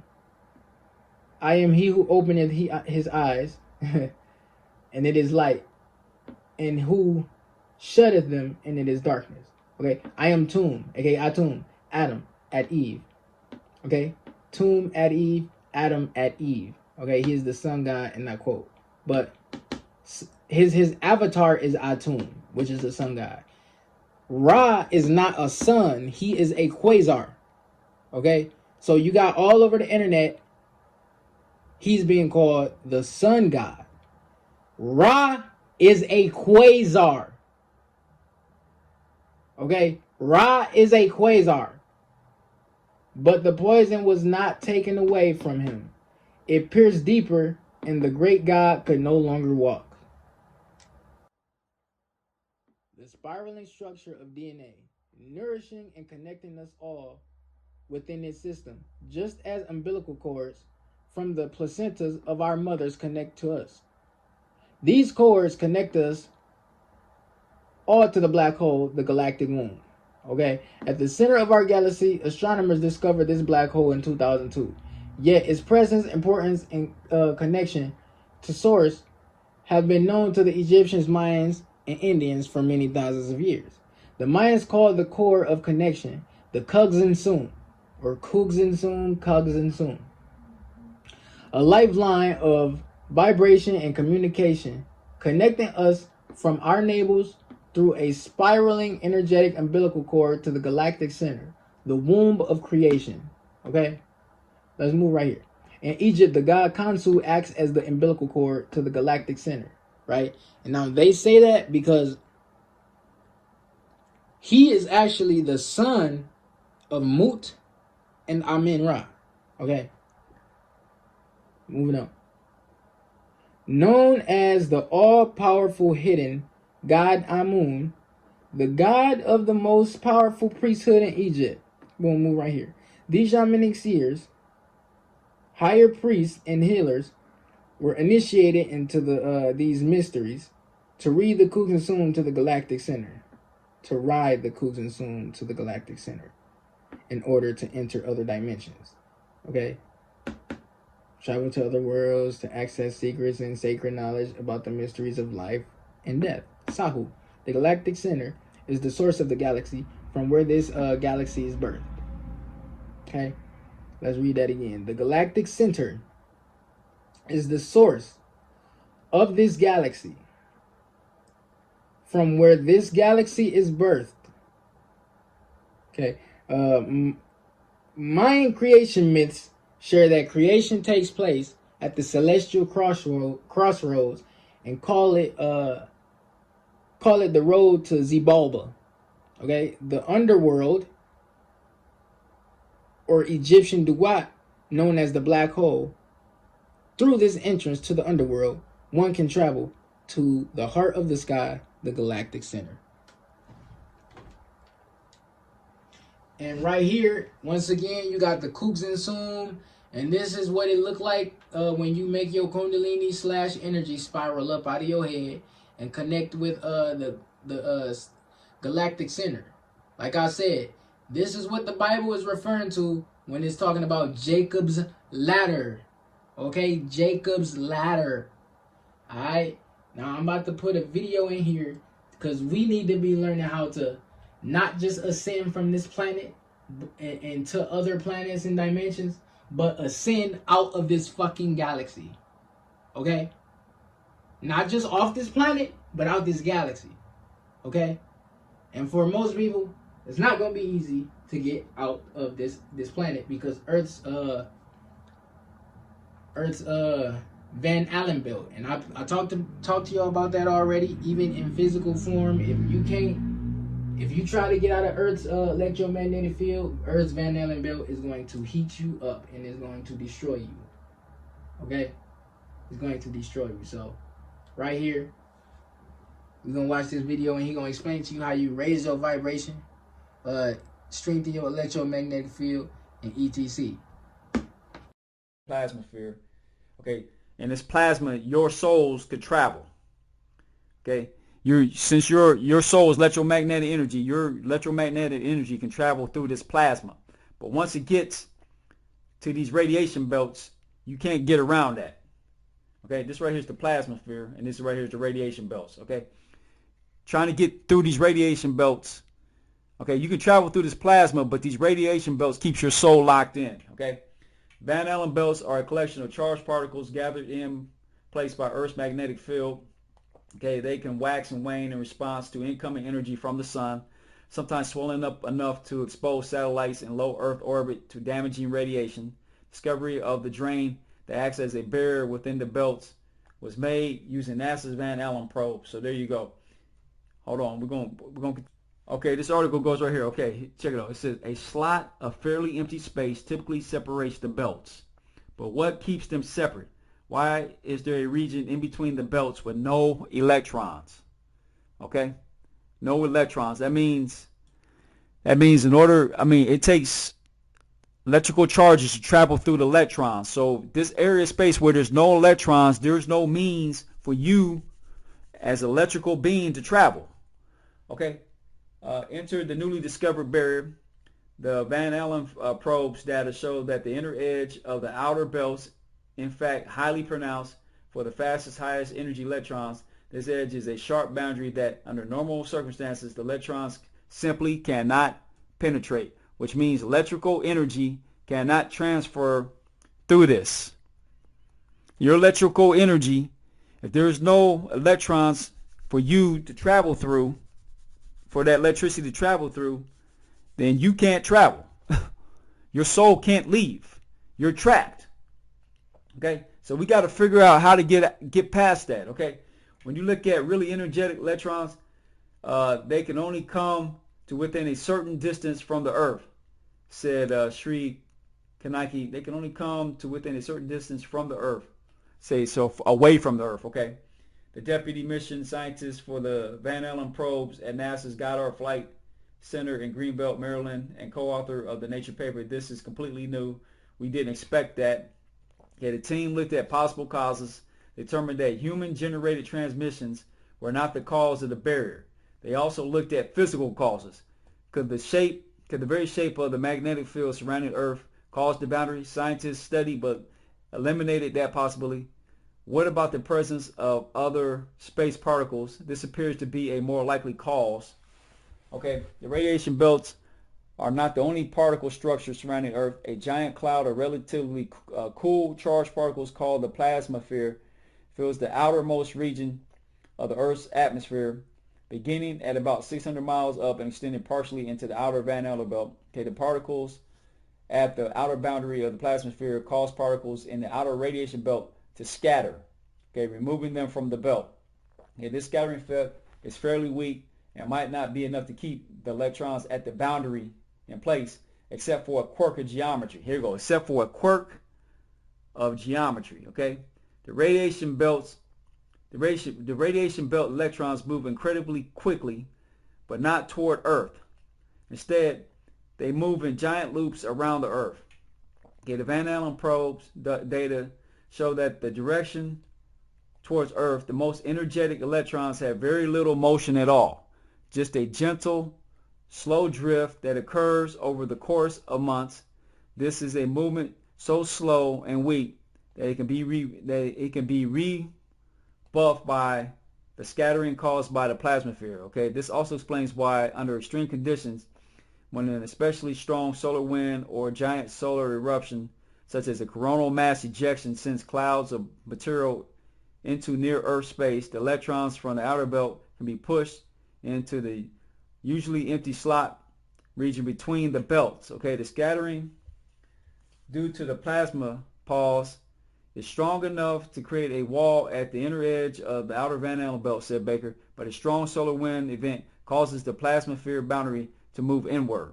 Okay, a massive inflow of matter from the sun can erode the outer plasmasphere, moving the boundaries inward and allowing electrons from the radiation belts the room to move further inward too. Okay, the John Hopkins. Okay, so there it is right there, man.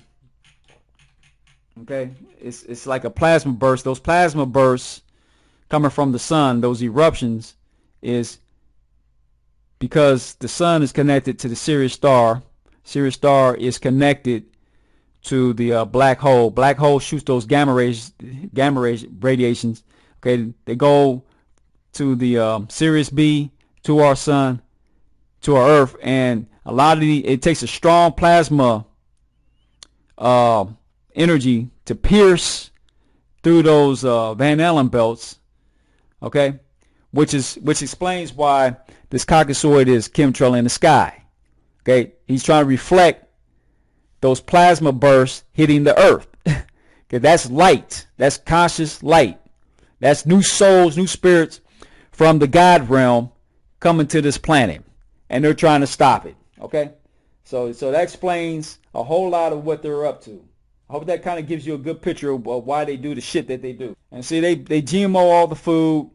You know, they shooting all these EMFs to counteract those plasma bursts coming from the black hole, which hit our sun, which hit our planet, which pierced those Van Allen belts, which means that creates a hole, a gateway for your spirit to actually leave. Okay? So, you know, we're going to kind of get into that. Beyond that again, we get still shorter waves, soft and then hard X-rays. Okay, like I said, ultraviolet rays, those are the rays we can visualize with our mind. Now, if we can actually see X-rays or gamma rays, then if they come up with a tool where you can visualize those rays, then we need to start, in your meditations, you need to start working with that. You're visualizing that. But right now, ultraviolet, we can see that. Okay? We can picture that in our mind. Once again, this is the color ultraviolet. Right there, you want to have, when you do your meditations, you want to have that visualized in your mind, swirling out your third eye as a tornado, this color right here. Okay, and then you want to do sweeps around your neighborhood, and you want to visualize a black hole above your head, swirling, you know, a black hole above your head, creating a portal above you, swirling in like a vortex, like a tornado. Okay, you want to visualize the ultraviolet purple coming from the black hole, connecting to your third eye. And then what you want to do is when you do your breathing, you're sucking up negative thoughts, negative energies, negative vibrations. You're sucking that up. You know, you can do it. You can go from your feet, up your back, out top of your head, up into the black hole. Okay, and you know you're doing a tornado and you're sweeping your whole neighborhood. Any negative energies you want to see getting caught up in that tornado and getting swirled up into the black hole. Okay, getting sucked up into the black hole. Okay, like a vortex. And you got to use your visualization, but you want to use this color right here, ultraviolet purple. Okay, we're going to continue. Charges radiate electromagnetic waves. We expect that the centripetal acceleration of electrons in the synchrotron will result in the emission of electromagnetic radiation. In this case, light. There is a porthole in the donut which allows us to look at the radiated light. You are now looking through the actual porthole. And see, this is a result of electrons speeding up, okay? Just like that black hole. Electrons are slow, and then they speed up, and as they increase in frequency, okay, they go from a low vibration into a light beam, to a light vibration, okay? This is what our energy is doing while we're here on this planet. Okay, because everything goes in a circular orbit. It's a vortex. So the way you get the fuck out past those Van Allen belts, you have to create a vortex. You have to accelerate your light. And you do that with a vortex. Okay? Now this same vortex of accelerating your electrons, you can do this. You can do the same thing by surrounding yourself with magnets. And then getting in the middle, the center of the magnetic field, and visualize a vortex in your mind, okay? And then your energy will accelerate, and you'll be able to manipulate matter at a faster rate. You'll be able to take empty space and formulate it into matter. But you have to create a magnetic field, and you do that by accelerated charges. Okay, so we got to figure out how to take all light energy and accelerate it in a vortex. Accelerate it in a vortex and speed it up with centrifugal force. Speed it up. Okay? That's the trick. Okay? That's how you do the 90-degree phase shift. Because, see, this goes in a circle and everything spins off at 90-degree angle. See, this is a 90-degree phase shift. Okay? So I think I semi-decoded this. You have an idea what you need to do to get back to the core of the galaxy so you don't get trapped in this plane, this material plane. This is your escape mechanism to get the fuck out of this material plane and get back to the core of the galaxy where the gods dwell. Okay? This is how you accelerate your energy. Vortexes. This is how you accelerate your light.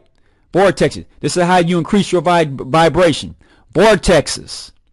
A vortex, accelerated vortex, is how you increase your vibration. Boy, I'm good, man. I'm good. Okay, there you go. All right, so that was the great Brent Carr, a.k.a. Akara, right? And so he talked about the spiraling. He talked about the electromagnetic field and the ultraviolet light and the gamma waves. Okay, I'm about to get into that. So I talked to you about 9 ether. This is how your vibration should look. Okay, this is how your energy should look. Spiraling up. Okay, it's not just about the hair. This spiral is the spiral of life. Okay, vortexes. Everything is about vortexes and spirals. The word spiral is in spirituality. Okay, this spiral is the golden ratio 1.618, or you could call it the Fibonacci sequence. Okay, moving on. And this this right here is your emotional, this your vibration. Okay, this your vibration going up, this your vibration going down. These the feelings you feel, these the feelings you feel when you're going up, when you're going down, easy. Alright, and this is what your body look like when you feel some of these emotions. And where your energy get trapped in your body, etc. So none of these are balanced. This is happiness. This is your energy is flowing throughout your entire body. Like when you angry, you're clenched in certain areas, so your energy is not flowing through. When you have anxiety, you clench in certain places, especially in this area, the gooch / perineum. So your energy not flowing correctly, right? So moving on.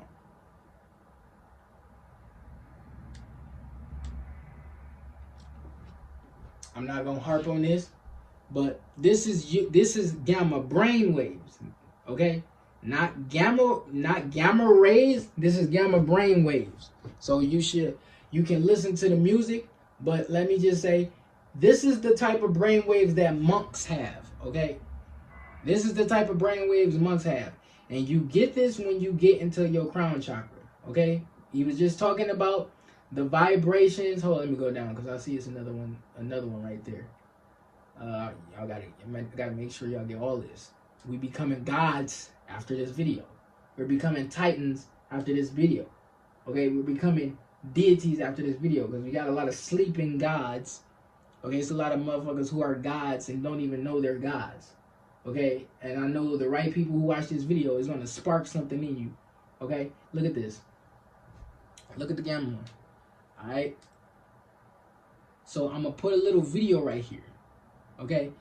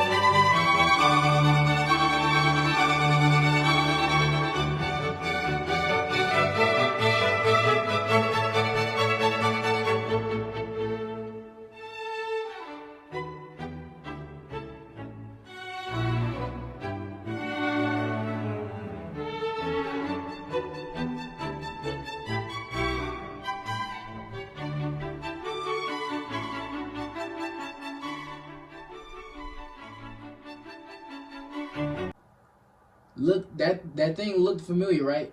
And one of them, I believe, is what it looked like when demons lash themselves onto you. But this is what you just seen. This is called the 90-degree phase shift. This is how your energy is supposed to look, okay? Inside your body. So this, y'all remember this from the aura video. This is the Chokuri, okay? This is the symbol that means place energy or place power of the universe here. So when he was talking about doing portals and sweeping your city, I've been doing that before I knew about that. It's just something I be randomly doing. That's what I be telling y'all. I am synchronized. And I believe that Brett Carr, Akaradu, outside of this life, we might be a part of the same soul family, because the information I've been running to this year, he was already talking about it, but I didn't get it from nobody but the source. So I know I'm not just saying shit. Like, come on now. Like, my spirit is leading me to information. I be saying that, and he say the same thing. We sun gaze. I be telling y'all, you can get spirits, righteous spirits inside of you to lead you to information or change your life, help you evolve. Spirits also do walk-ins from the sun, meaning your spirit is gonna come out your body, and that spirit is gonna come into it and help. It's gonna change your life. You not gonna know it. It's gonna be like an what's it called? Abduction. Some abductions ain't nothing but your conscience being taken out your body. You don't notice. You don't notice. You might be daydreaming. You might just black out. You might be asleep. etc. But look, this is a Birkeland current. Okay, this is like this is the universe Kundalini. Okay, or every planet got one of these. The universe got a Kundalini, but this can go into different planets. Okay, so I'm gonna say this is the universe's Kundalini. Okay, this is the energy. This is a Birkeland current, and it makes a spiral. Okay, just like your electromagnetic field. It's very synonymous to your spinal column and your Kundalini energy that's coiled up, and then it spiral up and go out your head. The word Kundalini literally means coiled. Okay, so right here, get your spinal fluid. You want to move your spinal fluid up into your crown chakra. Okay, you want to bring all your energy up to your crown chakra. That is when you can get into beta naturally. Okay, you'd always be in beta, or not beta, but gamma. I'm talking about gamma as in ultraviolet. Okay, and we know your crown chakra is the color violet. Okay, red, orange, yellow, green, blue, indigo, violet. It goes from the top to the bottom, all 7 colors of the rainbow. Right here, we almost done. So y'all seen this before. This is just for people who never seen it before. Now this is called Kirlian photography. That's Kirlian. Everything has a aura. Okay, everything has an aura. Now this is an electromagnetic field. Okay, this is the electromagnetic field. This is your spirit. Your aura is your spirit as well, but this is that would be the plasma part. Your electromagnetic field is your breath. Okay, this is the electric part. Hold up.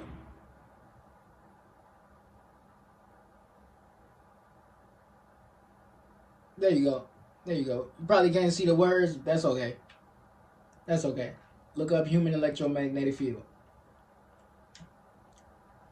Now right here. This is where you want your vibration. Right here. Right here. You will start seeing y'all know how I be on Instagram, just like Brett Carr said in the video, right? Imagining violet light. I see that without even imagining it. It just be in my face. It'd be a violet portal light in my face. Sometimes it just appear. Sometimes it happen when I sun gaze, and it just be in my face. Alright? Sometimes it grows, sometimes it's just small. But yeah, this is where you want to be. Your vibration should be right here. This is where you should be. You talking ultraviolet. This is the greatest, this is super consciousness. Okay? This is the greatest brainwave. So back to this once again. You heard him talk about the where we at? You heard him talk about sending your opening up a portal at the top of your head and sending your energy up. This is that. And sweeping your whole neighborhood. This is that. Now you can use that symbol I showed y'all to help you with this. Stare at it, focus on it, and then close your eyes to visualize it. And yeah, but remember, close that portal. Left, counterclockwise is positive.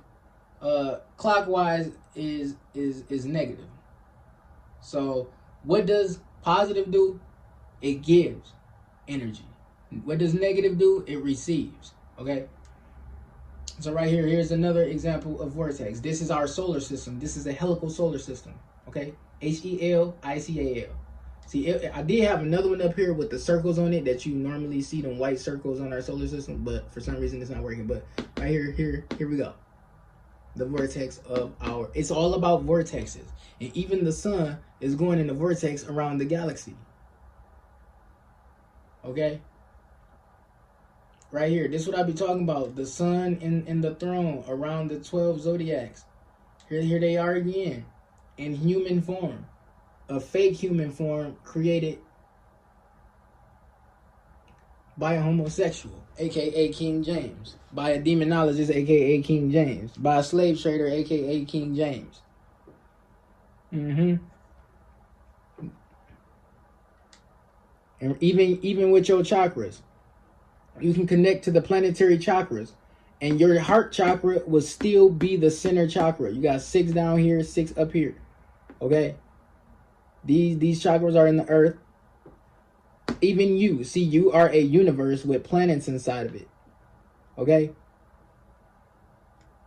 And right here, I don't see, at first I ain't necessarily believe this star, Alcyone, was right here. And I'm still not 100% sure on that. Because we don't see Alcyone, we see Sirius. But hey, anyway. Because what I thought was this one was right here, this one was right here. Because we don't see Alcyone, we see Sirius damn near every single day. But right here, I ain't gonna harp on that. So basically what I'm saying is, you want to embody this star map, okay? And you want to bring your consciousness up here. It's not hard. All you doing is visualization. That's all you doing. All you're doing is visualization. Have you ever imagined yourself floating above the earth? That is part of the process, okay? Visualization is powerful. When you visualize it, you are manipulating matter inside of you. That's why your heart and imagination is associated with creation. And you're manipulating the matter inside you. Okay, you're creating inside of you. It's the same as when gods create from space. Okay, how Rah the sun God, or the quasar, created from the waters of the universe. Anyway, this right here. So yeah, you want to get to Rah. You want to get to Rah, and then you get to Sahu. But this right here, or you get out the galaxy. But this right here, you can go right there if you want to. Nothing bad about that. But you want to get here. You want to get the fuck out this hole. You want to get out of this universe. You want to get out this universe, and this is what it's going. This is what it's going to look like when you go outside of a galaxy, right? These are universes. Inside these universes, you're going to see a bunch of galaxies inside of them. Okay. So let me explain these multi-dimensions before this video ends. Because look, you got you, then you go up, you got like higher dimensional beings, higher density beings like giants, extraterrestrials, etc. Then you go up through all the densities, all the dimensions. You got planet. You got, and I'm talking about conscious beings. These are conscious beings that I'm about to name. You got the planets. You got suns, you got stars, you got galaxies, you got black holes, you got quasars. Okay, we coming up in dimension and density. You come out the galaxy, you have a universe. You come outside the universe, you have multiverses. Okay, you come outside the multiverse, you have an omniverse. Inside the omniverses are a bunch of multiverses. Outside the omniverse, you have the macroverse. That's everything. That's everything. Okay, the macroverse is forever expanding, is always growing, it never stops. Okay, so it's always gonna be new black holes, new stars, new planets, new suns, new quasars, new all of that. The universe, the macroverse is forever expanding. Okay, so right here, this I ain't reading none of this. This is for y'all to navigate through that star map. Okay, this will help you navigate through that star map. This right here, when you be seeing them little dots, this, and you see like on this one right here, with my pointer. Some of y'all probably can't see this. This say 13 semicolon 20. 13 semicolon 20. This, and you see stuff like this, or you see them lines with the dots. Yeah, you can't see them here. But what you want to do is you want to try to operate from this wave spell. Basically, you can just go to this website, okay, type in what you see here, okay, and basically you will be living off a different calendar that will connect you to the galactic center, okay. And this is sacred geometry, because this is what the days look like. They operate off symbols and whatnot, and so it's in the golden ratio. It's in the golden ratio, the Fibonacci sequence. So yeah, that being said, you want to come from here and get all the way up here, okay. Depending on how much experience you gain, you may not have to stop at no planet or no star. And you, like, for example, let's say you gained a certain amount of experience on Earth. You may not have to stop here. You may come all the way up here, right? You may come all the way up here, or you may, depending on who you are, if you eat like me, for example, because I'm an indigo, but my mind is like past this. I believe I either came from here, or outside of this place. Okay, I'm not too content on Sirius like I was, but I just may be. The thing here is, I'm starting to remember and vividly see events that happen in the universe. But that's pretty much it. I just wanted to show y'all the journey of the soul, the voyage of the soul, the nine parts of the soul. I wanted to break down what and who God actually is. It's not some nigga in the Bible. It's a fucking quasar. Like, that's the wild part. God is a quasar. Other God is a black hole. Other God is a galaxy. And they are conscious. And they shoot gamma rays at us that make us evolve. Okay? But yeah, that's pretty much it. I love you all. Hope everybody takes heed. This is part of the formula to becoming a god, to becoming immortal. Okay? In this life and outside this life. Okay? To reach a level of consciousness that could, like, separate you from a typical human. If you get what anyway,